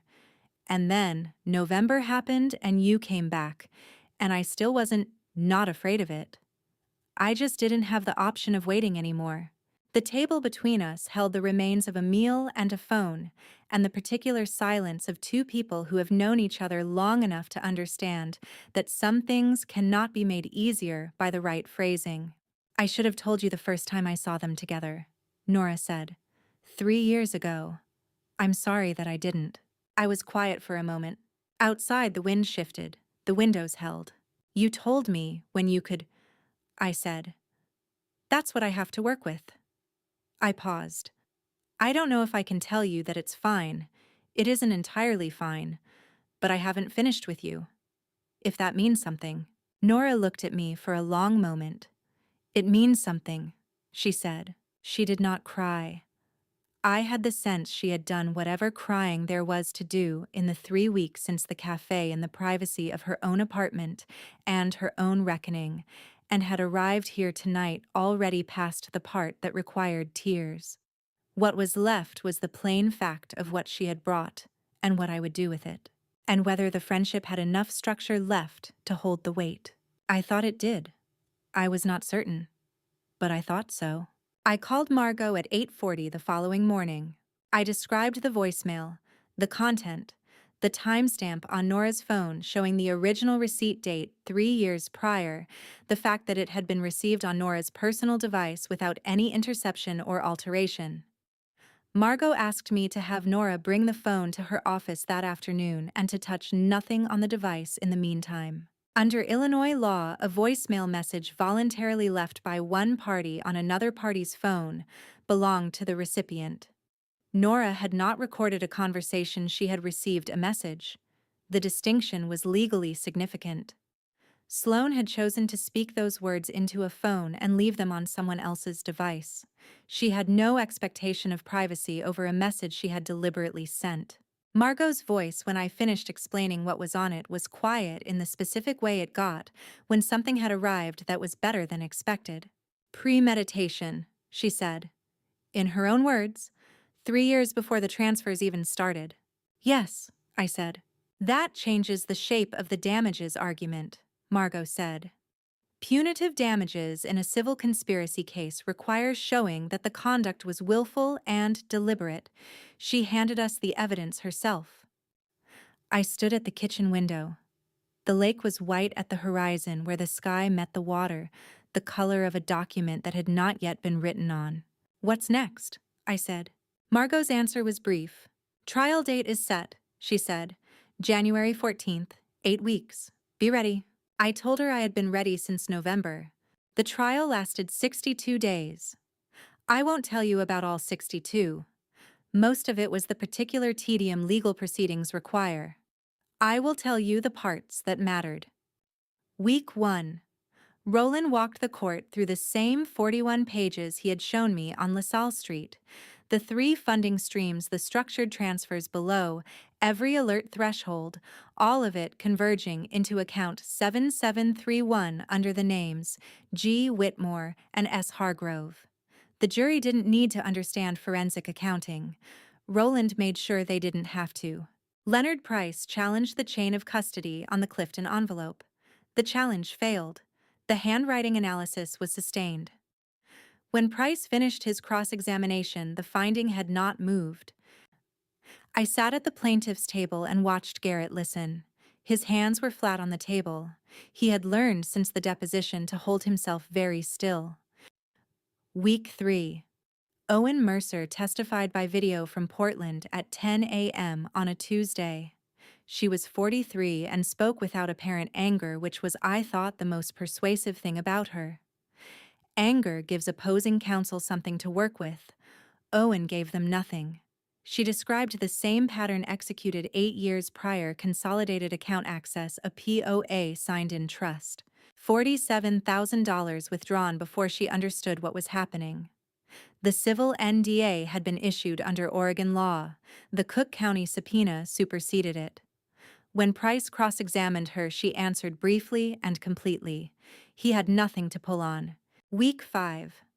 The security footage, 11 entries each, showing Sloan letting herself into my house with a key while my car was absent. Her attorney argued the visits were benign. Then Margot played the voicemail. She's going to fall. I've been planning this for a very long time, and she doesn't even see it coming. The room went quiet in the particular way courtrooms go quiet when something cannot be unsaid. Sloane's attorney requested a recess. The judge granted 10 minutes. When proceedings resumed, the damages argument had changed shape. Week 7. Dolores took the stand under subpoena on a Wednesday morning in late February. She wore a dark blue coat. I recognized she had owned it for 6 years. She confirmed under oath that she had delivered papers to the Lincoln Park house in October, that she had provided my travel schedule to Garrett, that she had asked Finn to keep certain things private. She did not deny any of it. Her attorney argued coercion. The judge noted the argument and noted as well the detail that a 5-year-old had been asked to carry a secret on behalf of adults who should have protected him. March 18, 2025. The judge read the findings at 2:14 p.m. Full legal and physical custody of Finn awarded to me. Garrett ordered to repay $94,000 in full plus legal costs. Civil conspiracy judgment entered against Bernard Ashworth, a lien placed against the North Shore property. Sloan Hargrove's Miami condominium entered into Florida cross-state judgment enforcement proceedings.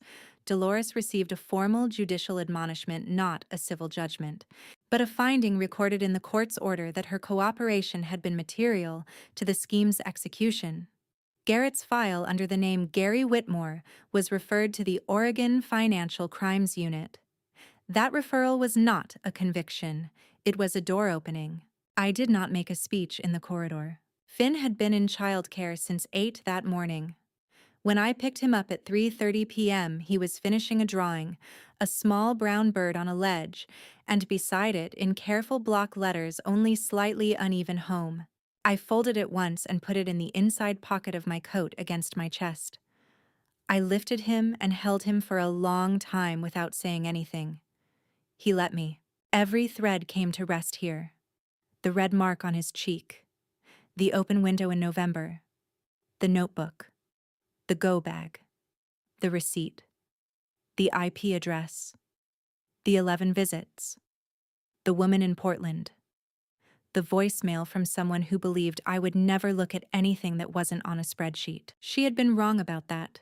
Justice doesn't require ceremony. It requires patience, precision, and the willingness to keep building the record until the record speaks for itself. I had done that. We went home. Spring comes to Chicago the way it always does, not gently but suddenly, as though the city decided overnight that it had endured enough and simply moved on. By May, the maple in the front yard was fully green, its leaves the particular shade that only exists for a few weeks before the summer heat deepens them to something darker and more settled. The light through the kitchen window in early May has a quality I had forgotten about over a long winter, gold-tinted, unearned feeling, the kind that makes you notice it because you know by now that it doesn't last, and you should pay attention while it's here. Finn had developed a new and entirely serious interest in birds. I did not know exactly when it had started. Somewhere between the hotel in November and the apartment in Evanston and the return to this house in late March, my son had become a person who stopped on sidewalks to observe sparrows and held up one hand, a small, imperious gesture, when he needed everyone around him to be quiet because something was happening in a tree. He had a notebook where he drew them labeled in his careful, uneven block letters. He had opinions about which ones were worth drawing and which ones were, as he put it, just walking around. Then Nora had given him the camera. It arrived the week after the judgment, a child's digital camera, yellow and gray, handed over without ceremony and without a card. The way Nora did things, she meant seriously. Finn had carried it with him everywhere since. He photographed the maple, a squirrel on the back fence, his cereal, his own feet, the underside of the kitchen table. Everything merited equal documentation. He had not yet developed a hierarchy of subjects. I found this admirable. On the morning of May 3rd, he was on the front porch before I finished my first cup of coffee. I heard the small mechanical click of the shutter through the open front door, a sound I had already learned to locate by instinct, the way you learn the sounds of a house and the sounds of a child and eventually stop separating them. I stood in the kitchen with my cup and listened to it. One click, a pause, another click, the sound of small feet on the porch board's shifting position. He came inside carrying the camera the way he carried things he considered important, with both hands extended slightly, the same deliberate two-handed offering he had used in November when he brought me the drawing of the six-legged dog in room 1408. I had not told him that. He had not learned it. It was simply the way he moved when he wanted to show me something that mattered to him. On the screen, a sparrow on the porch railing, slightly soft at the edges, the way photographs are when the subject is small and fast, and the photographer is 5 years old and very intent. The bird's head was tilted at an angle that suggested either curiosity or the particular alertness of a creature that lives by noticing things. One foot lifted, wings folded, settled at rest. "I got it," Finn said with the complete satisfaction of someone who has been patient for a long time and has finally been right. I looked at the photograph for a moment. I thought but did not say about the pigeons on Michigan Avenue outside the hotel window in November. Finn naming each one in the cold morning light while I held Roland's preliminary report and tried to keep my hand steady. I thought about the bird story I had told him in room 1408 while he fell asleep, the one about the bird that flew a very long distance and found its way back. I thought about the gull I had watched cross the lower corner of the apartment window on the morning I called Dolores, the single white shape moving through gray air and disappearing. I thought about the drawing he had made on the day of the judgment, the small brown shape on a ledge, and the word beside it in careful, uneven letters. There are things that don't need to be said. They exist anyway. They hold their shape whether or not you name them. "That's a good one," I said. Finn nodded. He already knew and went back outside to take more. I stood at the open front door with my coffee and looked up at the porch light above me. I had been meaning to replace the bulb since March when the days started lengthening and the urgency of the dark felt less pressing. I had bought the correct bulb 6 weeks ago and put it in the kitchen drawer to remind myself. I set my cup on the hall table, went to the kitchen, opened the drawer, and took it out. It took 4 minutes. I had to stand on the second step of the porch stairs to reach the fixture. I unscrewed the old bulb, burned out exactly as I had suspected, not the sensor, never the sensor. Just a bulb that had been dead for longer than anyone had bothered to address, and fitted the new one. Stepped down, switched it on. The light came on clear and steady and exactly what a porch light should be. I stood on the front step in the May morning and looked at it for a moment. 4 years. I had mentioned it 3 times. I had stopped mentioning it. I had come home in its darkness on the worst night of my life and understood it as evidence of something: neglect, indifference, the specific weight of a promise made without intention of keeping. It had taken me 4 minutes to fix it myself. I stood there and thought about what else I had been waiting for someone else to do. Not long, just long enough. I picked up my coffee from the hall table and went inside. Finn was back at the kitchen table reviewing the morning's photographs with the focused seriousness of someone conducting an important assessment. He had 17 pictures. He moved through them slowly, nodding at some, tilting his head at others, occasionally pressing his lips together in the expression he used when he was deciding something. I sat across from him with my cup, The kitchen was warm.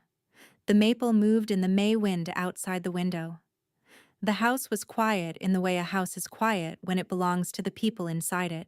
He looked up from the camera. He said with the complete certainty of a person stating a fact about themselves they have only just discovered, but already know to be permanent. "Mama, I think I'm going to take pictures of birds forever." I looked at him across the kitchen table. 6 weeks past the judgment. 5 years old. Entirely certain. I thought he is 5 years old and he knows exactly what he wants to do forever. I thought that is enough. That is everything. I think that sounds exactly right, I said. The light was on. The window was closed. My son was naming the things he loved. That was enough to start, and it turned out more than enough to come home to. If you made it here, thank you, truly. I'm not telling you this story so you'll feel sorry for me. I'm telling it because someone out there is staring at a broken light in their own home waiting for someone else to fix it. I was that person. Don't be like me. Don't let family betrayal quietly hollow out everything you built. Don't ignore the signs of family betrayal simply because you love someone too much to look. And don't wait until family betrayal has already taken your money, your trust, and your child's innocence before you finally ask the right questions. Don't let family revenge be the road you're forced onto. Don't let family revenge be your only answer when patience and evidence can speak louder.